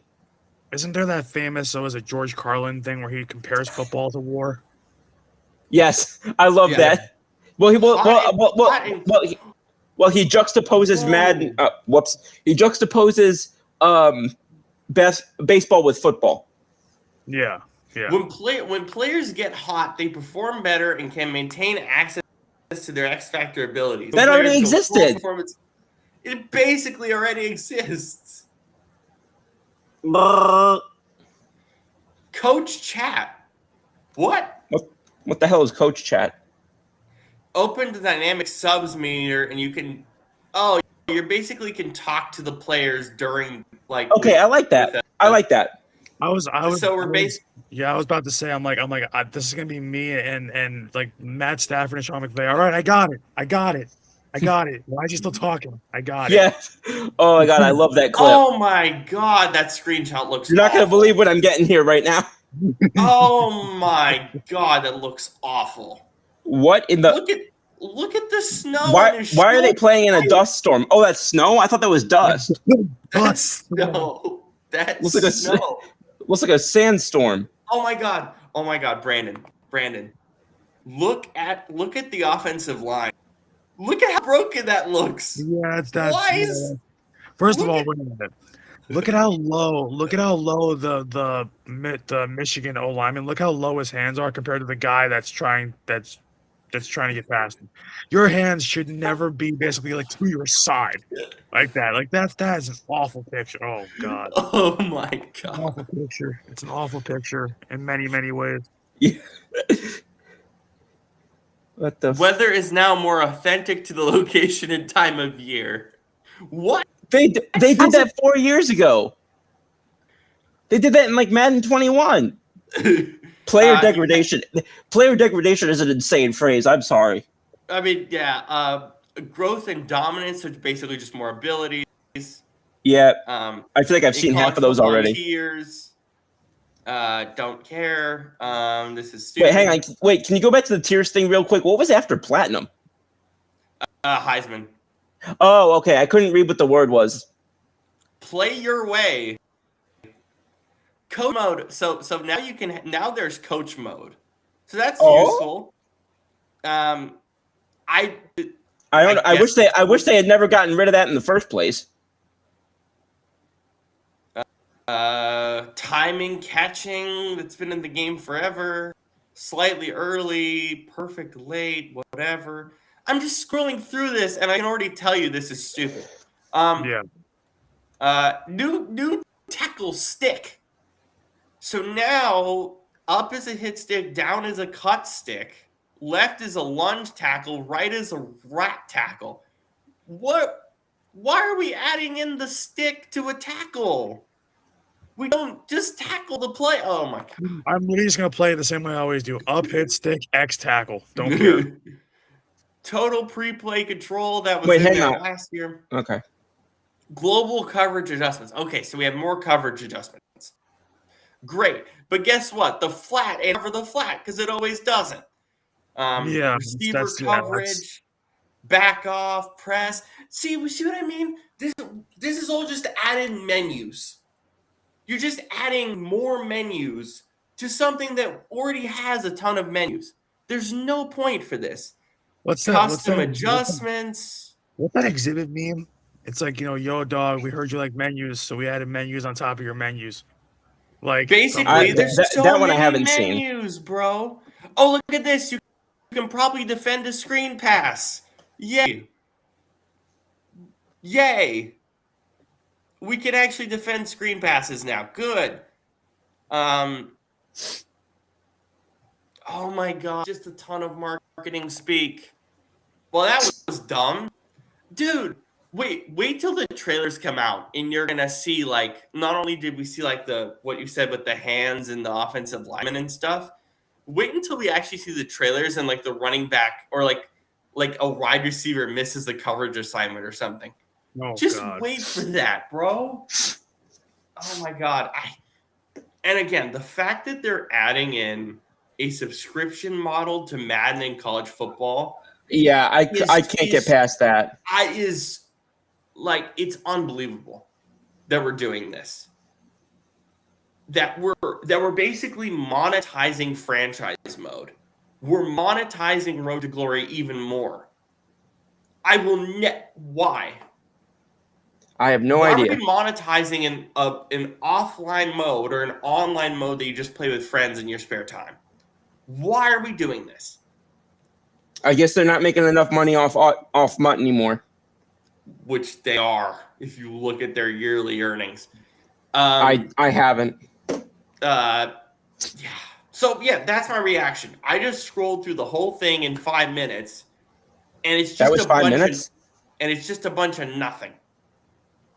It's just a bunch of nothing. It's Yeah. just a bunch of menus, and they say, "Oh, the AI is gonna be improved," and then watch. A month into the game coming out, Brandon's gonna call me and be like, "I just got screwed by AI again." Watch. I mean, I'm sorry. And again, you want to spend $70, or No. let's put it this way, $150 Wait, where'd you plus how did you jump that number? pre-order bonuses. Uh, Let's throw this out there. $150 plus a, I don't know, $15 subscription on top of it per month to play Madden and college football if you really wanted to get that deep. Do we really care? I just, oh my god. I'm excited for the trailers to come out, because when the gameplay trailers come out and we show you guys how broken this game is, yeah. just wait. You know what we should do? Sorry. I hope I'm wrong, but I'm promising you I'm not, because we just looked at the screenshots and it looked like Madden NFL 10. You know what we should do?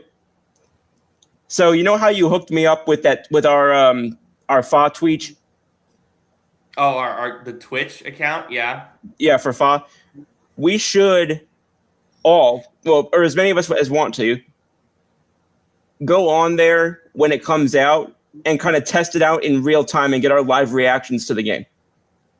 I'll be real. You're gonna love franchise mode, and then within a month you're gonna hate it. Yep. There's no point to do a review when it comes out, because here's the thing. I always review the games when it comes out. I gave CFB a 6. I gave Madden a 4, because Brandon, Madden or College Football 26 is so much worse than 25. Oh yeah. Gameplay mechanically, Oh, it it is is? so bad. I didn't get a chance to play 25, so I didn't. 25 is one of the most fun. 25 is one of the most fun experiences I've ever had playing a football game in years, because 25 is just arcadey. Yeah. It's not really meant to be serious. And then so many of the CFB and Madden professional players were complaining about it, that they tune the game so aggressively that it's almost unplayable. It's 20 Scoop. You should go out and play 25, because it's so much better. It is so much better just from a gameplay perspective. It still has its bugs and its glitches, but it's so much more forgiving than 26 is. Oh my god. I don't know. I'm so pissed off that we're stuck with this system of animations, and there's no animation canceling in Madden, or the animation canceling is so broken. And animation canceling basically means when I move my stick to the left and then I move it to the right, it has a 3-second delay before the guy moves to the right side. Yeah. There's and then the menus are broken. The game, I'm serious. Madden broke my old Xbox controller. It literally broke it. Jeez. Because the menus are so broken. I don't know how to move my bumpers around. I can't. As much as I respect the Madden team and the college football team, I can't with this engine anymore. I can't. I just can't, man. I genuinely cannot. The older I get with these games, the more frustrated I get with them. Yeah. I have never, I don't know. I was really trying to get into Madden 26 this year, and I know, Brandon, you were as well. And other than our leagues, we've gotten so pissed off with the game, we can barely play it. Yeah. It's so bad. And I feel that way about college football right now too. I just can't do it. It's so annoying. Like, and Call of Duty's in a bad state. Call of Duty's run better Yeah, it right is. now. It really I'm is. just being real. And Call of Duty's awful right now. And COD fans, like especially longtime COD fans, don't even like the new COD game, or the newer ones in general. And the newer ones, and I think it's better. Yeah, I honestly think it's better than Madden's been the last like 5 years. it's not. And I don't even think COD's that good. Yeah, It's and the fact that the developers are like, we're listening to you, and they're just like, oh, here's more AI features. yeah. Do we want that?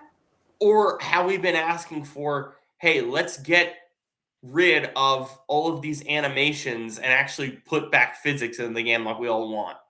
Yeah. I would rather go back and play Madden from Madden 09 through Madden 25 because those Maddens were the last really good ones.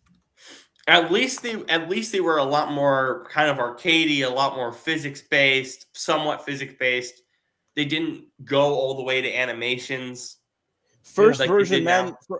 I think I said this yesterday, but first version Madden 25 was probably my favorite Madden. Yeah, I would recommend Scoop to go on it like on your computer and find an emulator and play like Madden 04, Madden 05, I'm not good with that stuff, but if someone can help me get to that, I will.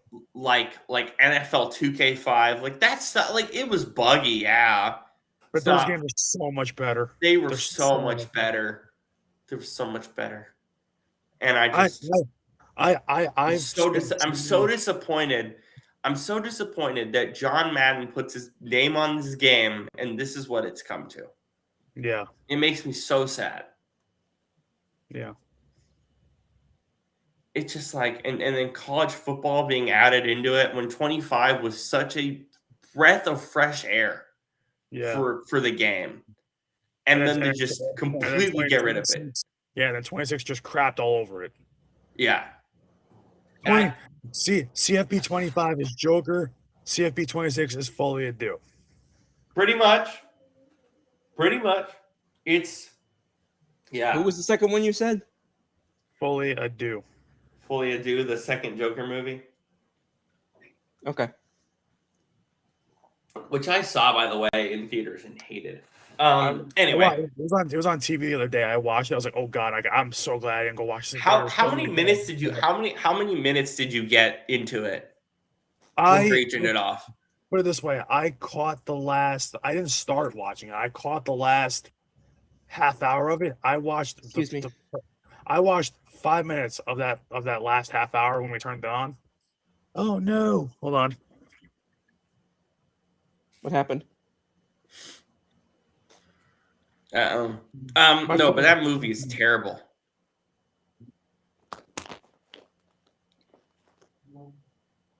What's going on? I don't know. Brandon's buggy. But no, like I watched the movie in theaters and it was bad. Whenever that movie's on TV, I cringe. It's one of those movies where I just cringe so much.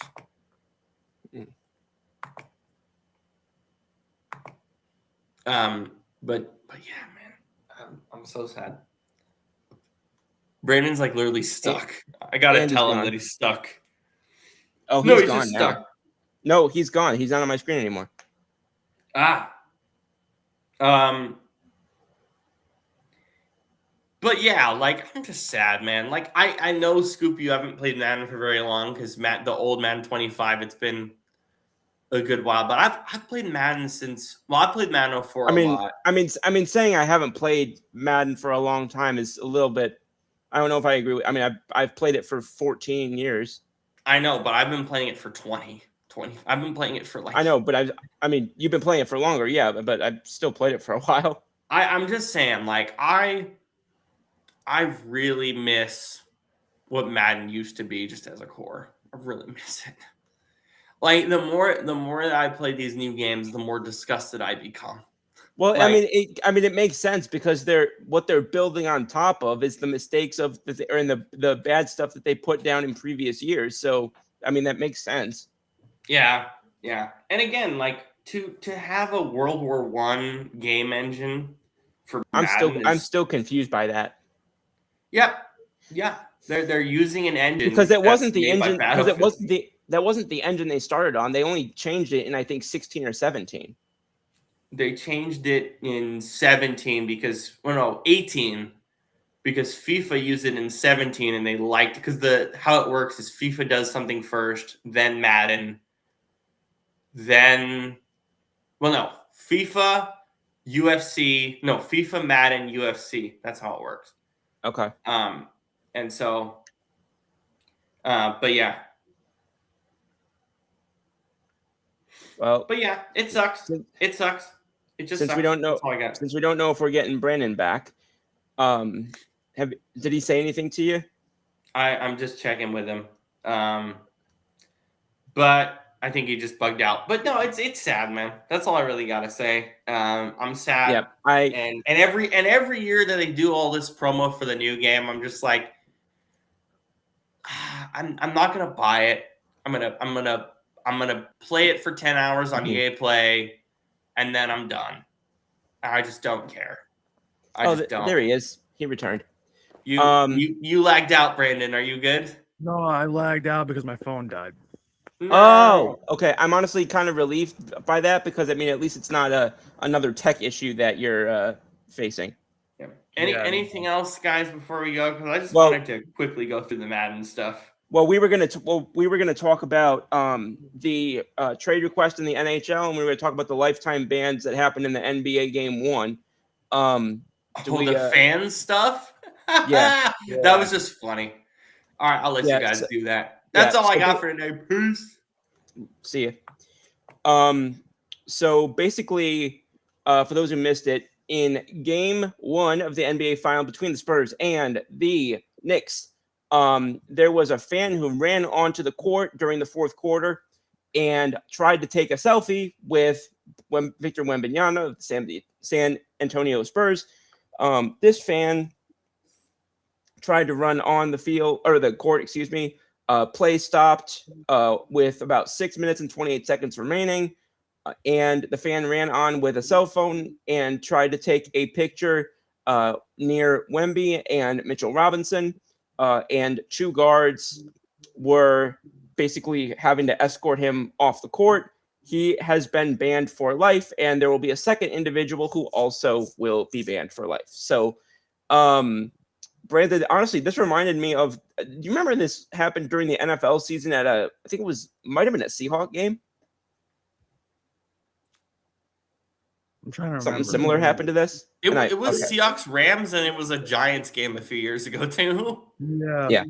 I do actually have to completely go because my friends invited me to go. Go ahead. So I'm gonna catch you guys later. Go ahead. Have fun. Some bullets. So I'm actually like, you guys really quick? Do you guys hear my voice that I'm actually a lot better than I was yesterday? Yeah, it sounds like I am like so much better today. So that's good. But no, it was a Seahawks game, and I think it was the Giants game. Do you guys remember the Black Cat? Yes. Thing? It reminds me of that. That's what it always reminds me of when and in every Super Bowl, fans run on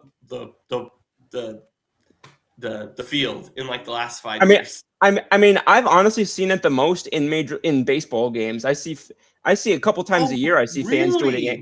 I see fans do it a couple times a year at Yankee Stadium. I mean, actually, can I tell a funny story real quick? Yeah. But before I go, I want to hear this actually. Okay, so when I was still in New Jersey, I went to a game with some friends. It was Yankees versus Tampa. It was one of the last games of the regular season. I want to say this was in 2017. And excuse me. No, 2017. What am I saying? I meant 2021. Pardon me. I got everything messed up. 2021. And we went as a big group of us. Actually, one of my professors from a poli-sci course was part of the group that went. Which was kind of fun. And we were all sitting up there. A couple of individuals had adult beverages. I was not one of them. And this was during the era where things were very raw still after what happened with the Houston, New York thing. So there was a lot of, 4-letter words for Altuve and people And we, about middle of the game, one of the guys, I'm not going to out him because I don't know if he watches the show or not, or if anybody who watches the show knows him, so I'm not going to out him. But one guy said to me, and he's nudging me, I don't know if he was intoxicated or not, says to me, Scoop, are you going to rush the field? Scoop, are you going to rush the field? I'm looking at this That's guy. an intoxicated thing to say. I I'm know looking because at I've this been guy. intoxicated. I'm looking at this guy, and I'm looking at the group who are all, wise to this. And I'm thinking, you're looking at me and asking if I'm going to rush the field? Me? Really? I'm sorry, Scoop. I don't mean to laugh at your physical predicaments, but that's funny. No, I'm saying it for that reason. I'm like, really? Me? Well, that tells you that the guy's drunk. I'm sorry. Yeah, no, I don't know what that was, but it's still hilarious to me because I've been back to Yankee Stadium I think 2 or 3 times since then. Unfortunately, one of them was Game 4 of the 2022 ALCS, but which I'm sure Jody's gonna make a comment about if he's still watching. But I absolutely, every time I go to Yankee Stadium or every time I see a fan rush on the field, I think of that game. But Rob, go bowling. Yeah, no, but I think I've asked Brandon this question. Scoop, what's your favorite memory at Yankee Stadium? I don't think I've ever asked you that question. Okay, so I can answer one of 2 ways. I think my favorite memory in terms of having just a game that I've been at was definitely, I have to say, Game 3 of the 2024 World Series. I mean, just getting to be at a World Series game is, a bucket list thing. And the seats. I mean, I would have said anywhere to be at that game. That was just an incredible experience. I'm also eternally grateful that I was not at Game 5. But oh, God bless you. I'm eternally grateful that I was not at Game 5 because someone might have actually had to help me, and I'll just leave it at that. I like that everyone blames Fat Joe for that game. I still do. You still do? I don't because I barely. I'm here. Here's the thing. I wouldn't know who Fat Joe was if not for that game. You didn't know who Fat Joe was before that game? No, dude. Yeah. I mean, it's backwards on my screen, but yeah, I know what you're showing me. Yeah, baby. This is literally probably his best album. But Don Carjanica. I can't see it anymore. Oh yeah, wait. Yeah. Don Carjanica. But the thing wait, question is do people call him Fat Joe because he's actually fat?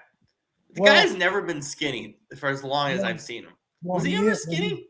Well, he's skinnier now. If you saw him back in the day, he was hefty. But I'm sorry, Scoop. I just derailed your show. Talking about Fat Joe. I mean, here's the thing. To me, listen, it's gonna sound cringy coming from somebody who should be, past this stage in his life, but to say that something, because we always talk about something having aura, having a real sense of aura. Like Fat Joe doesn't have aura. Not like Nas He's does. He's just Fat Joe. Yeah, like Nas does. DMX used to when he was alive. That would have made sense in the Bronx. Not Fat Joe. Fat Joe has no aura in New York City. If I were at that game and they started playing Made You Look by Nas, I would have screamed my larynx to shreds. Like if you would have gotten Nas, my favorite rap song of all time. If you would have gotten Nas out there, if you would have gotten, well, obviously you couldn't get him at that time, but at some point in a World Series, if you would have gotten DMX out there, God rest his soul. If you would have gotten, literally, you could name Jadakiss. You could name so many New York rappers. The last person I would want on the field to do a song to hype up the crowd and to kind of get the game going. The last person I want. And he's not a bad rapper, but he's nowhere near one of the best, especially in that area, New York City, with the birthplace of hip hop. He is not even close to one of the best New York rappers ever. And so it's the one thing he's known for back in the day, in also kind of being a hefty guy, Fat Joe. Him and Big Punisher. I don't know who that is. They're both. I'm sorry, I only know Punisher from the comic books, so I actually don't know who that is. But yeah, Big Pun, and Fat Joe basically ran in the same circles. They were. Oh, I think okay. they were label mates together. They were friends. They were good friends. Okay. But both of them were heavy set guys, especially back in the day. Well, Big Pun died because eventually him being too heavy, he died. Oh no. He was only about. Oh, he I was do only know about- who this guy is. I didn't know his name, but I know the face. Yeah, he was only about 30 when he died or something like that. Oh, that's sad. But so Died 2 months before I was born. That's crazy. yeah, Wow. he's considered one of the best, even New York rappers of all time. He's Puerto Rican. But The Puerto Rican heritage in your guys' area is spectacular. Oh, It's awesome, man. any Spanish / Hispanic / Portuguese heritage, like the Spanish and Portuguese, those basically, mixing of cultures, the Romance languages are huge in New Jersey. Right. Huge. The bodega, baby. Yeah, New Jersey and New York are known for bodegas, Spanish music, Portuguese culture, like anything to do with the basically those. Not so much France and not so much Italy. Well, no, Italy too. Not so much France. 3 of the 4 Romance languages, basically Italy, Portugal, Spain. Did France surrender there too? Because the only place you'll find French stuff is basically in the south and towards the west. So, not so much in the northeast. In the northeast, it's very, especially in the tri-state area. So New York, New Jersey, Connecticut, this area. Portuguese, Italian, and Spanish / Hispanic. That's basically what you get. So it's a big deal here when you have the Yankees, who now when they come onto the field, by the way, they come out to Nueva York by Bad Bunny. Yeah. So like Spanish culture is a big deal in New York City, and so I get why Fat Joe is there, because Fat Joe is Hispanic himself, Hispanic heritage, but he's still the last redneck. If you want to pump up a Yankee crowd, a New York crowd, Fat Joe is not the answer. No, never. I pulled up a list just because I'm not as well versed on this as you are. Here's like a list of the top names that are showing up. French Montana. Yes. LL. Yes. Brandon doesn't like. Okay, wait. I need to. Pause I know you. we've talked about this before.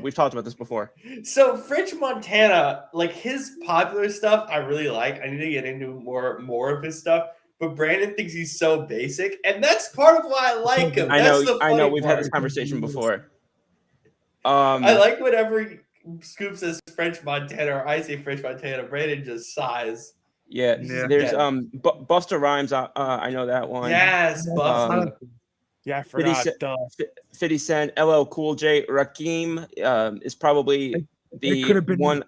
He's the one I know the least on here. The list goes on. It could have been any one of them. It could have been. Oh, I'm sorry. The last been great, by the way, for that. I don't know this last one. I don't know KRS-One. KRS-One's a legend. He's from the 80s and the 90s, but KRS-One is basically a street legend in New York City. Now it's like if you really know hip hop and rap music, I'll never claim to. Yeah, like if you know it, you know who KRS-One is. He's considered one of the best lyricists in hip hop history and all these different things. And I know you and I are big lyric guys. Yeah, so he's definitely one of those kinds of guys. But the thing is, if you're not well versed in hip hop, you won't know him. But if you don't have to be that well versed, but like I'm saying, like if you have real surface level knowledge of hip hop, you won't know him. If you that's what I am, very surface level. Yeah. Speaking of that, I finally got through Drake's 3-album set. Oh, I did not listen to all that. There's one song I really like, but I did not listen to the whole thing. I know a lot of people said that out of all 3 albums, there's only a handful of songs they like. They said it's not a good 3-album experience. So here's the thing. I'll pull this up really quick. So here's the thing though. Like when you're putting out, and this is for any artist, Brandon, you would know this better than myself and even Scoop. Especially in the modern era, especially like 2026 music and music culture. of like today's era. When you're putting out 3 albums of maybe, let's say, 40, 50 songs, which is crazy to me. The fact that that's become commonplace is insane to me. but that's the point that I'm getting to, Scoop, and thanks for saying that, is that is a bad idea for any artist. Yeah. I just don't understand why he did it. It's Because I listened to the whole thing and I was like, okay, yeah. There's like only a few songs I like in here. I like the fact that each album is very distinct in terms of sound. But I also was like, there's no point for him to do this. Can I talk for a sec? It's yes, please, Scoop, go. Sorry, I didn't mean to say that in a rude way. No, it's not rude. Please go. I want to hear your thought process on this.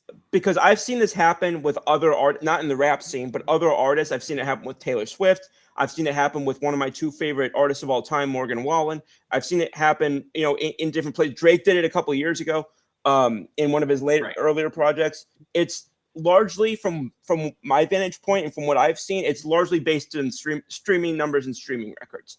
And it kind of reminds me of, you and I had this conversation a couple weeks ago. We kind of went back and forth on one show, and we were talking about the expansion of the NCAA hoops, March Madness, excuse me. Right. And I was basically saying how I didn't like the this, that, and the other, and you were saying, well, it's because of money, it's because of ratings, etc. I kind of have a similar vibe with this. No, and I agree. I understand that it's like rating, or that it is like, oh yeah, we want to get streaming numbers. But the only album here that people were freaking out about was Iceman, and I liked Iceman a little, but Maid of Honor hit a lot better for me because Maid of Honor. How about the Knickerbockers? Because Maid of Honor. Because this is the thing. I am more of like an electronic side of hip hop. Like if you merge that and like you're a big voice box guy. Let's just say autotune. As much as people hate autotune, I see the uses for autotune. If it's done right. If it's done right, it's fine. I can't. I don't like it. If it's done right. I have felt this way about Drake recently because he's kind of gone out of the zeitgeist other than this, which one of the reasons why he did this. And he talks about it in the album is like, oh, people gave up on me, so I'm going to like put this out. It's like, dude, you're still one of the most famous and most decorated rappers of the last 20 years. Like you don't need to have a top hit every 5 years. Isn't he like up there in terms of all genres? But I'm just saying but it's like and I get that he wants to be like viewed as this like top guy, but he doesn't need to like put out like amazing #1 charts music. I understand that's like the goal, but he doesn't need to do that anymore. The problem is with a lot of bigger artists these days, like whether it's Drake or Taylor Swift or whoever it may be, people have lost the concept of quote unquote good music. Because I mean, good music is subjective, but at the same time, people have lost the concept as a whole of like what usually would constitute what good music is. It's like now people see the artist and they'll listen to it and pump the numbers up and all that kind of stuff. It's not that like these artists don't really have to try anymore. I felt that way about this album. Brandon, to add to your point, I felt that way about these 3 albums because it's like these songs are just so simplistic. And it's fine. I like simplistic music. I like the fact that you can put something out that's just the beat is simple, the lyrics are simple. Like, for example, like Sabrina Carpenter does this so well. She takes like a really basic idea that social media is yelling about and then just says, all right, I'll make a song about it, and it goes top chart. But it's not organic. It's just and so it's flat. It's like, flatter than it used to be. And I still like that stuff. Scoop, please go ahead. I like that stuff, but I'm in the minority for liking that stuff. Because I feel like it made me think of a very specific what the hell happened there? Can you still see me? We can hear you. There you go. Oh, wait. No. Your picture's buffering. We can still hear you, though. Dang sandwich. All right. I don't know what to do about that. I'm gonna try to I'm not- fix it here, so don't worry about it. I'm gonna try to fix it. all right. Thanks. Um, oh, hang on. Yeah, and you just took me off entirely. No, I can hear you. Your just audio's on. All right. Well, anyway, it reminded me of something that I saw. So when I was growing up, there were, I would probably say 3 or 4 main artists I was listening to who, like the most, I would say, when I was, and I'm talking like not even a teenager yet. And those musicians and, slash artists, it was, the formerly named Dixie Chicks, now just named the Chicks. It was, and one was Shania, and one example was Shania Twain. For those who don't know the Shania Twain story, after a brutal divorce from her then husband, but also producer, Mutt Lange, she contracted Lyme disease and was unable to sing for several years. And when she got back into singing, she sounded completely different. Like her vocal register had changed, was much lower, everything. And now a lot of people still think she sounds good, and I don't disagree. But she put out an album a couple years ago, and a couple of the songs that were on that album, essentially, you could tell were literally just very, like you said, very basic, very just sort of the, what do you call it? Like radio fodder type of music. And it was just stuff that, and they went very, if you want to call it viral, they went big on TikTok, and the radio's numbers did very well. But a lot of people just said the same thing. It was just like, from a objective musical standpoint, this is just not what we're used to. This is not Come On Over. This is not From This Moment On. This is not, the songs that really made her who she was. It was a lot of like, giddy up and like cheesy wordplay, and I don't mean wordplay like you and I like, Brandon. I mean just like repeating like the same non-words over and over again, and being just very repetitive to like this sort of like kids bop beat almost. Yeah, And that's one of the biggest things though when it comes to music, is like before the era of like streaming, because nowadays it's so easy to reach so many thousands, millions, however many people you want to reach. It's so easy to reach so many people that it's like all it takes is the right people to find it, and it blows up, and then it's like, and then you almost don't have to try as hard anymore once you blow up. Where it's like back then, if you wanted to make a name for yourself, I'm not saying back then as like it was that long ago. Back then, even when we were toddlers, when we were little kids, in the early to mid 2000s and late 2000s, you still, to get anywhere, before streaming really got big like it is now. Like it was starting to become big then, but big now. You had to make make your music all from scratch. You had to make it all from scratch. You had to be as original as everyone as the next artist. You had to literally go to malls to shop your demos around. You had to go out, basically out in public, and hell, if you had to, even offer free concerts for people that just want to listen to music. So like you had to do it all yourself, and you had to be hungry for it. You had to have a drive for it. Now anybody can do it in 2 minutes with either the help of AI, or just with the, if you're famous enough. Oh my gosh. What do you think about the artists who are creating music with AI? Like, did you see that they're bringing back like deceased artists' music with AI voices now? Yeah, no, yeah, that's creepy to me, and I don't like it. Mhm.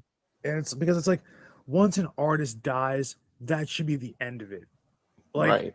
like I'm not saying the end of it in terms of like, like they stop doing anything related to them, but it should be the end of it in terms of trying to put music out that they didn't record themselves. Yeah.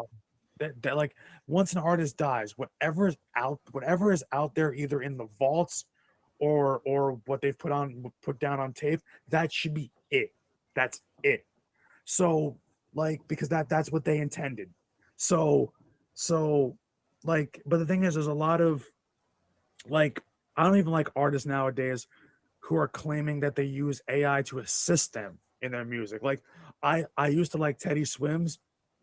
I don't have as much respect for. I'm not saying I hate him, but I don't have as much respect for him as I did when he first came out, because he basically admitted that not for every song, but for some of his songs, he's used like AI assisted tools to help him make it. And I'm like, I never even heard that. That's wow. yeah. So I'm like, I don't mess with that. Like if you can't make the music yourself, to me, you're just not that talented.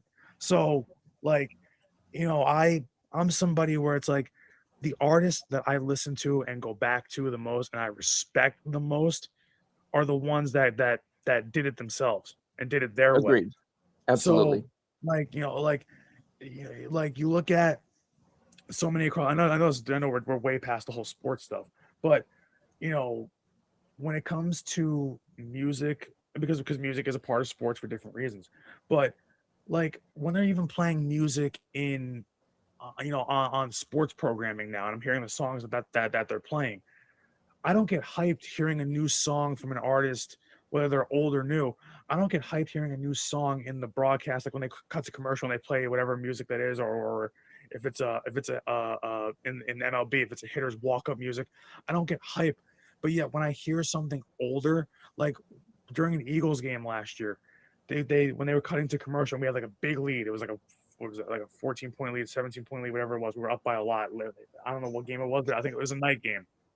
It was one of our night games, and they as they were going to break, they played Boys to Men, Motown Philly, and I was like, see, that got me excited to hear it. And I was actually like, as they were going to commercial, I was like, oh, like I was sitting there like bobbing to it, like I'm like, because that's real music. It was made from a place where you can hear the heart and soul that went into it.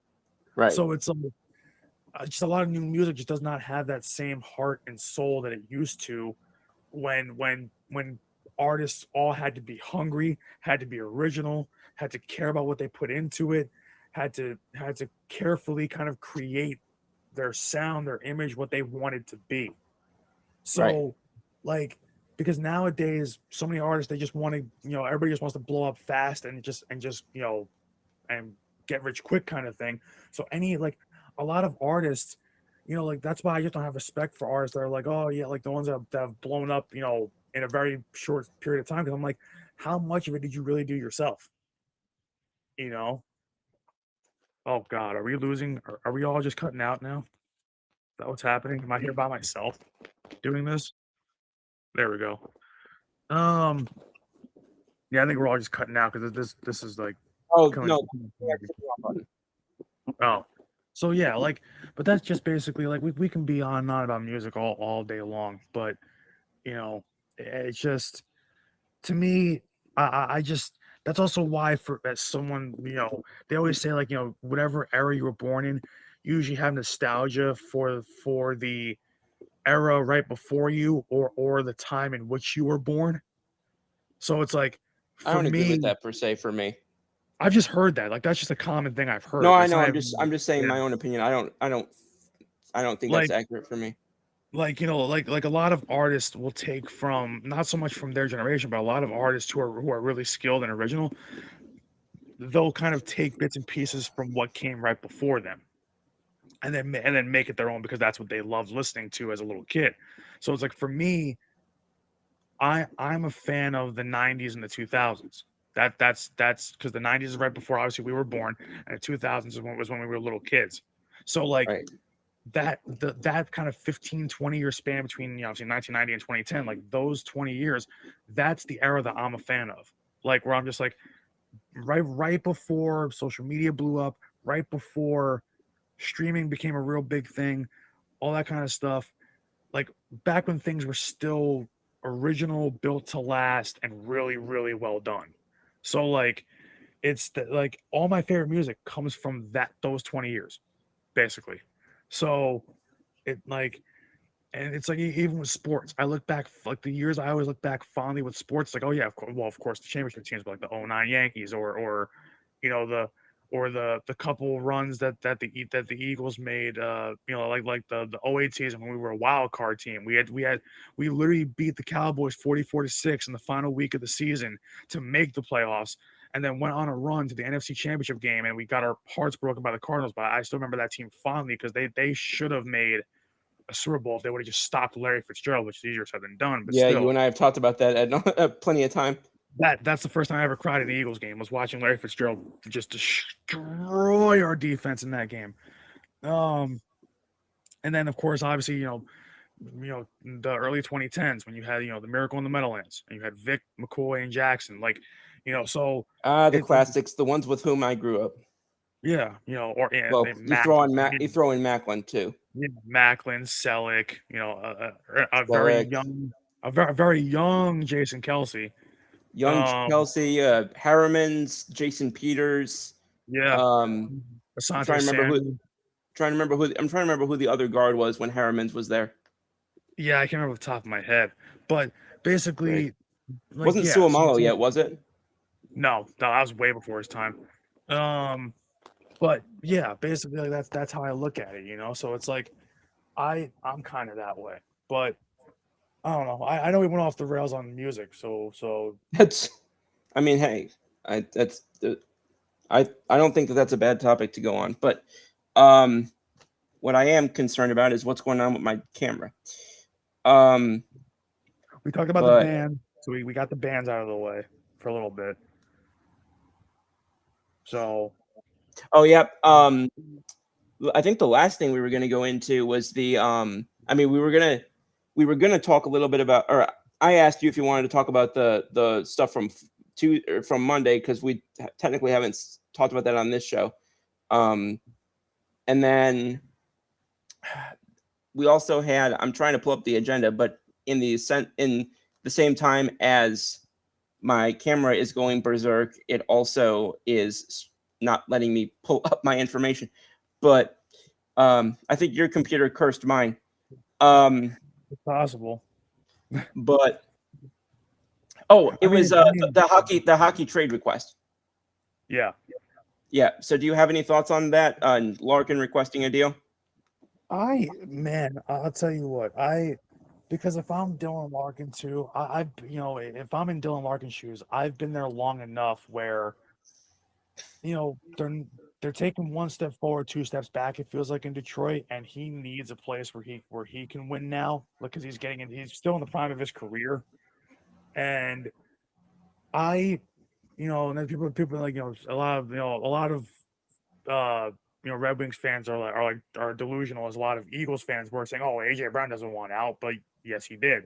Dylan Larkin does want out, so otherwise we wouldn't be hearing about it. So, or if we heard about it, they'd be denying it right away, which they didn't do. Nobody denied it right away, and nobody has still denied it. So he wants out. Listen, he's a 70-point guy, which is what every team would love to have. He doesn't miss games that often, and if he's a guy that will always play at least 65 games a season, which is exactly what you want. He's healthy enough to be one of your star players. I think each of the last 5 seasons he has 30 goals. He's a 30-30 guy at his worst and a 30-40 guy at his best. Which is, and he'll never dip below that unless he either gets too old later in his career, or obviously when he first started he wasn't quite that guy yet. But he's right; he's still in the prime of his career. So I can't imagine that there's going to be there's only going to be a couple teams like going after him. Like, anybody would love to have him, and anybody in the NHL could use him. So, I expect I could see anybody really in the Metro making a move for him. That includes us and you guys, the Flyers. I could strangely see Minnesota even making a move for him, because they loaded up to get Quinn Hughes. They want to keep him there long term. I could see them, because they were very close this year to making a real run at this thing. So I could see him being the missing piece that Minnesota would need to kind of either not get over that hump, but at least get close enough to the finish line, maybe make a finals appearance. I just any team, honestly, any team would love to have him. Any team that needs basically forward help, which is quite a few teams. Truly. So, I just think that it's kind of just time. I mean, like, because they're not going to win anything in Detroit. This isn't the Detroit of the of the Datsukes and Steve Yzerman and all that stuff. Like, it's not that team anymore. It's not that when they were playing, it's not those championship caliber teams anymore. That's just they're good enough to maybe make the playoffs, but they're not good enough to make any noise in the playoffs. So and so for someone like that, he's basically your best player, more or less. So he needs a change of scenery while he's still in his prime to try and go win a championship. And it's like that's any star player would do that after they've given 7-8 years to a franchise, been a pillar of the franchise, but still haven't won anything. That's what happened with LeBron. LeBron did that with Cleveland. So, it honestly, and KD did that after years with OKC and not winning anything. He did that. So, it's no different in hockey. When a star wants to win, and there's really no chance to win currently with what Detroit's built over there, it's just you need that change of scenery. I think no matter whoever's getting him, you're not getting him with the idea of obviously throwing a bag at him and then building around him. No. You're gonna throw the bag at him maybe, but you're throwing a bag at him with the intention of he is the missing piece that you need to make a cup run. Right. So I think that wherever he goes, I think that it's gonna be special. If it's the right team, it's the right fit. If he's got guys around that are playmakers, which is kind of he had inconsistent playmakers in Detroit. If he's got a team full of playmakers around him, which is why I think like the Flyers is tough because you guys kind of have a little bit of a youth movement going on. I'm still here. I was gonna say you guys have a little bit of like a youth movement going on there, so I don't know if he would fit your guys' timeline because he's 29, I believe. Right. And it's not even biased. I think he would fit really well in Jersey.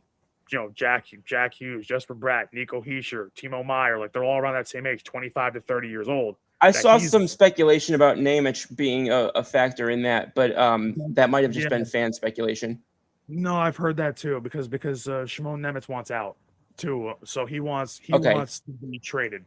So I've heard that too, and honestly, I could see. I mean, I know you need to give up a lot. You probably have to give up, I would say Nemec, Mercer, and probably your first round pick to get Larkin. That's the one package I think I've seen the most floating around of like what could get it done. Not that it will, but what could get it done. Because Detroit just needs kind of a youth infusion anyway, because their prime guys just aren't winning much. But that's not even because it's not really the prime guys that aren't doing their jobs, really, because just the guys that are beside them in that Detroit team just aren't that good. So that's why I said I can see Minnesota doing it. I can see Jersey doing it. I can't see. I know Rangers fans, but like every team's gonna say they want him. I can't see. Obviously Ranger fans are gonna want him. I've seen Rangers fans saying, "I'll go get him." I'm like, why would you want Dylan Larkin when you're still about 20 pieces away from winning a cup? So Rangers, that's not happening. Islanders could be in play. Because look, they're building something special there, and they were really good this year, even though they fell apart late. They were really good this year. Islanders could be in play. But I would just think his best chance is probably with a team that's going to be a cup contender in the next year or two. So that's probably your Minnesotas, I don't think Dallas, because I think Dallas has too many bigger contracts. I don't think Dallas would work.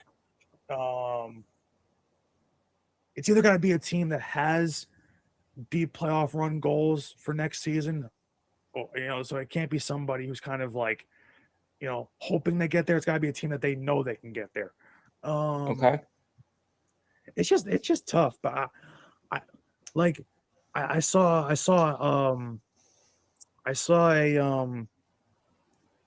what is it? I saw an NHL reporter. I think not NHL, not a reporter, but a bar down guy. And he had basically said that his gut feeling was Jersey. I mean, obviously, I would love him in New Jersey, but Of course. and of course, like I said, as anybody would. I don't. I mean, listen, Sonny Maida's there now. He could take that big of a swing. I like him. I like Sonny Maida a lot. So yeah, that I'm glad. I'm happy that I can finally say it's not Tom Fitzgerald anymore. Jesus. But I don't know, man. Like Larkin's such a good player, such a special player, and he's literally a missing piece to a real, cup run type of team. So I can see a bidding war just ensuing over him. Like, just, who's going to, I guarantee there's going to be probably like, maybe 8 to 10 top tier packages on the table for someone like him. He's just that good. So, man, it's going to be interesting to see where it goes. But like I said, anybody that gets him is going to be, you're getting him and then you're keeping him for the long haul for the rest of his career type of guy. So he's too important.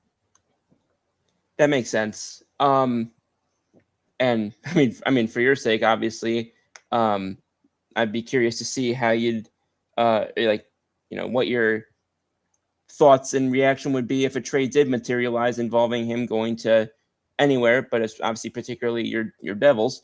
But I'll be fascinated to see if that materializes in any direction.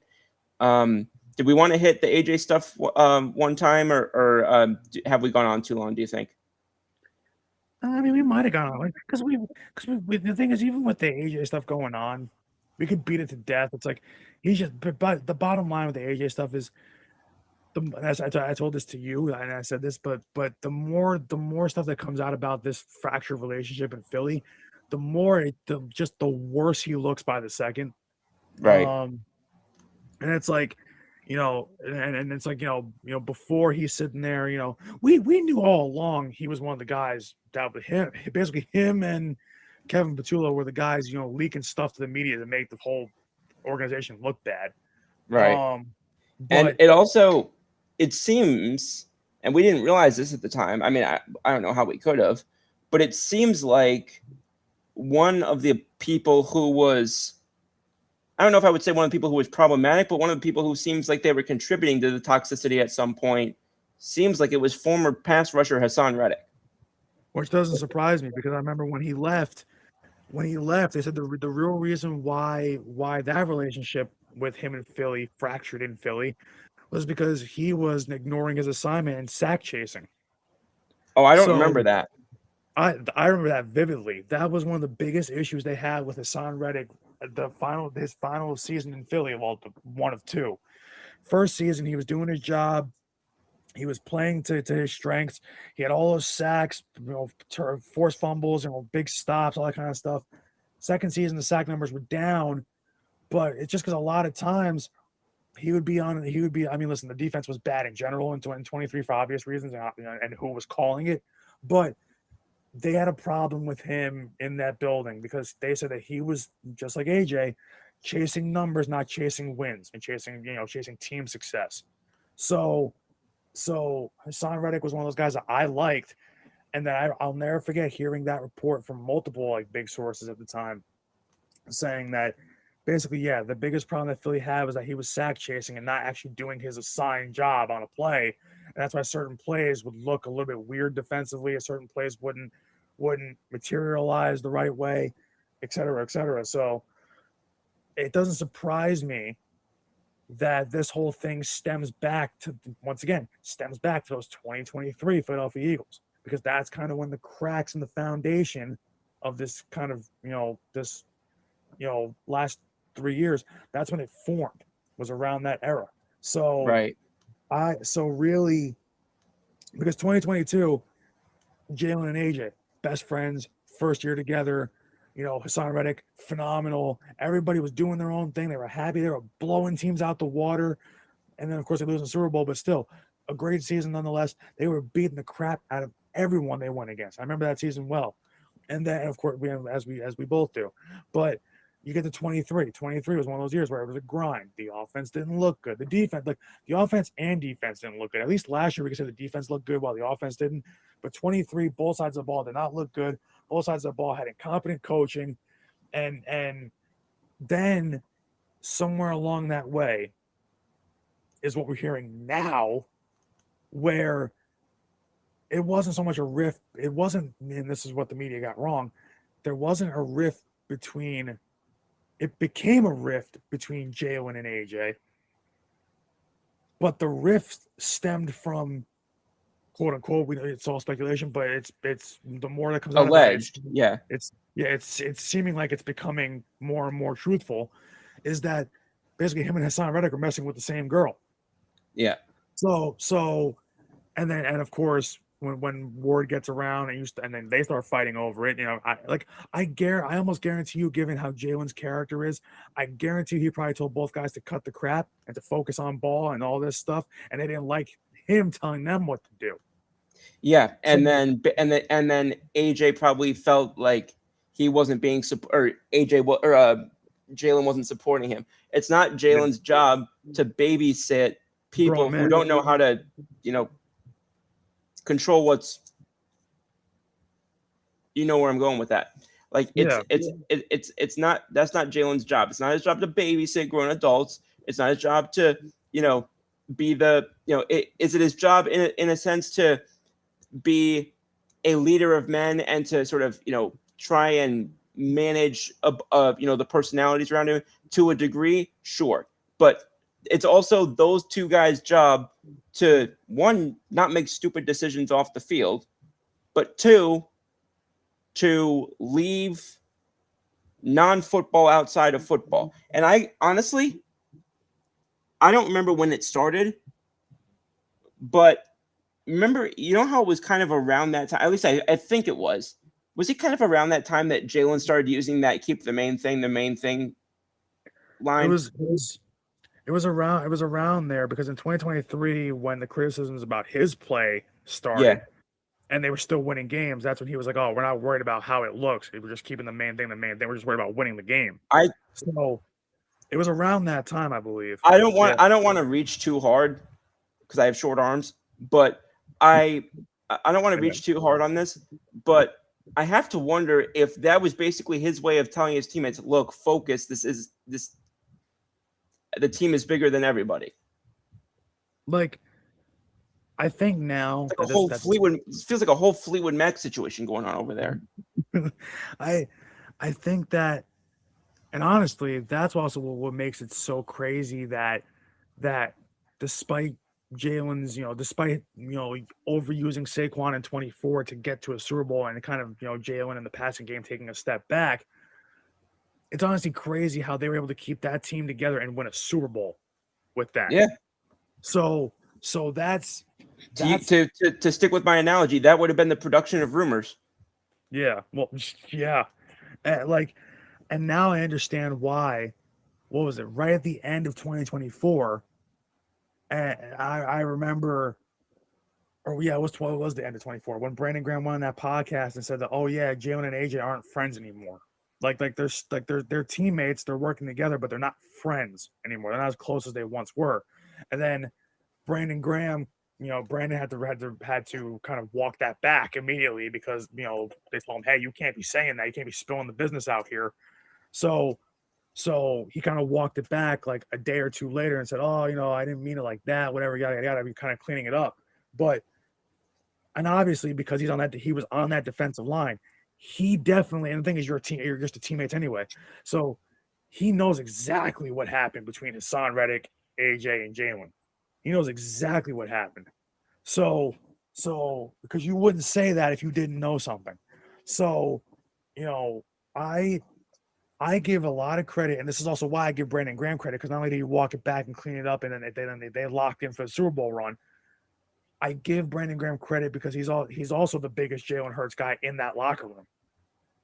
So him and Mailata, but Brandon Graham especially, saying that you don't know Jalen like I do. So you know, all those times he said it. So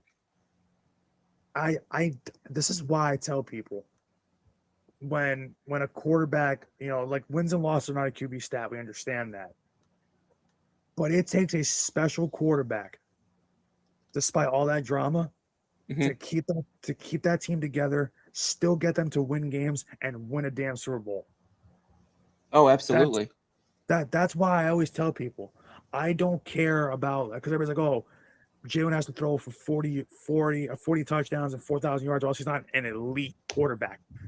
There's much more that goes into an elite quarterback than just stats, which even then we can still pull up stats like the ones that me and you were posting today about his deep ball. Yeah. Can I mention that real quick? Yeah. Okay. So there was a post that Brandon and I both reblogged today on Instagram. You can go find it if you follow us.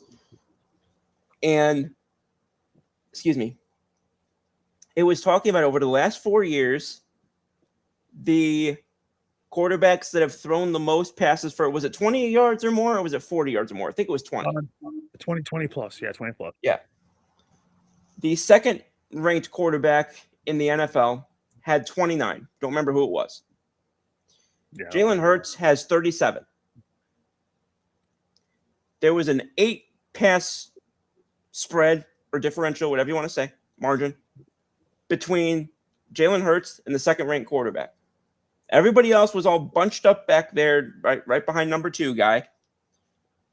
But number 1 was number 1. Yeah. And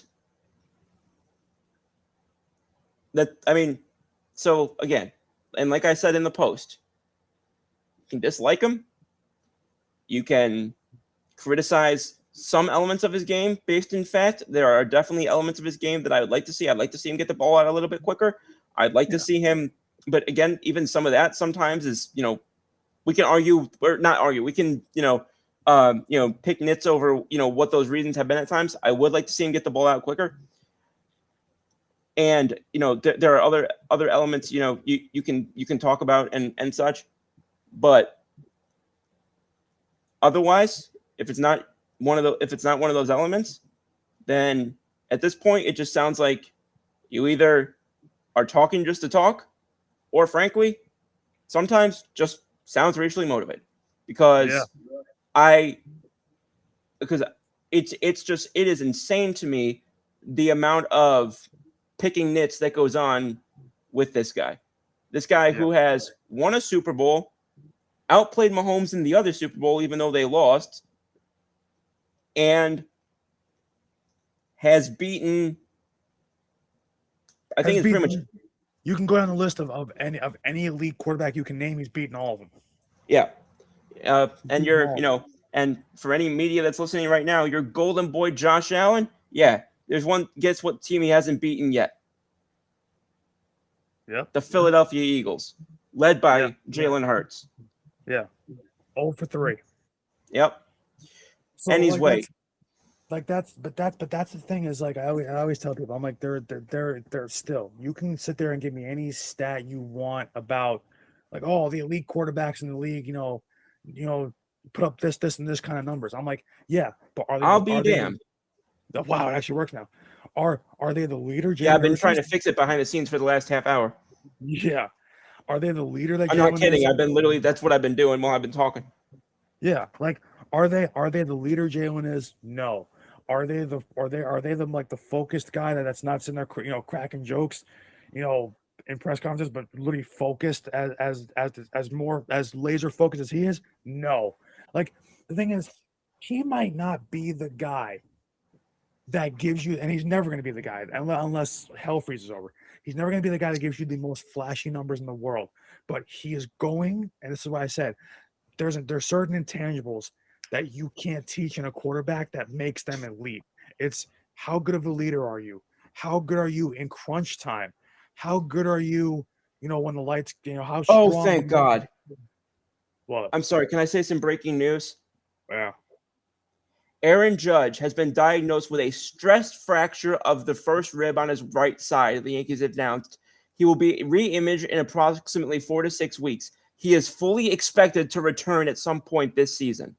Okay, that's the best news we can get. That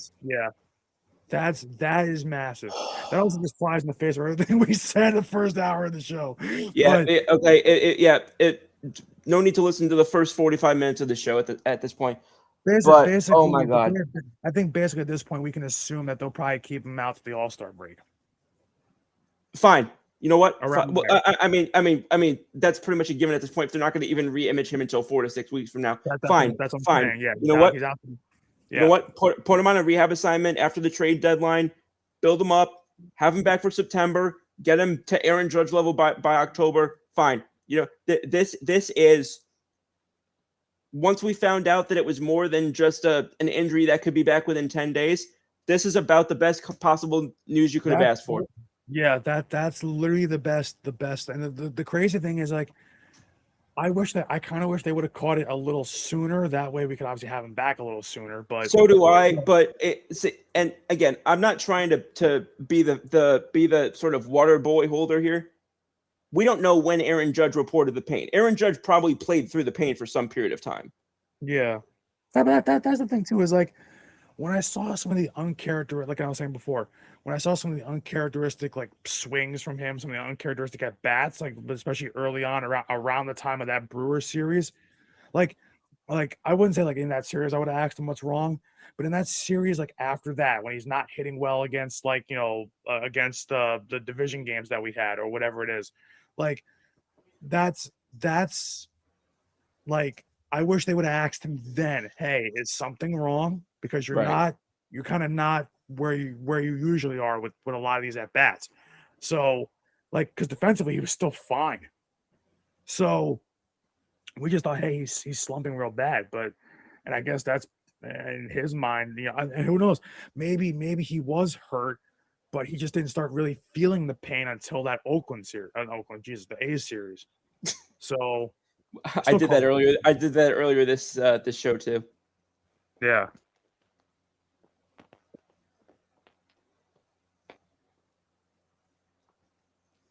Hold on. I'm now texting the Yankees chat, telling them. What Yankees chat? We have me and the TCA guys have the Yankees chat going where we're always talking like before, during, and after all the games. Oh. So Okay. I don't know if I'm in that or not, but yeah. No, it's not. I could add you to it if you want to, but your phone will go off nonstop every day. So I don't. It already does. I don't care. Yeah, that's all. I'll add you to it. Cool. But thank you.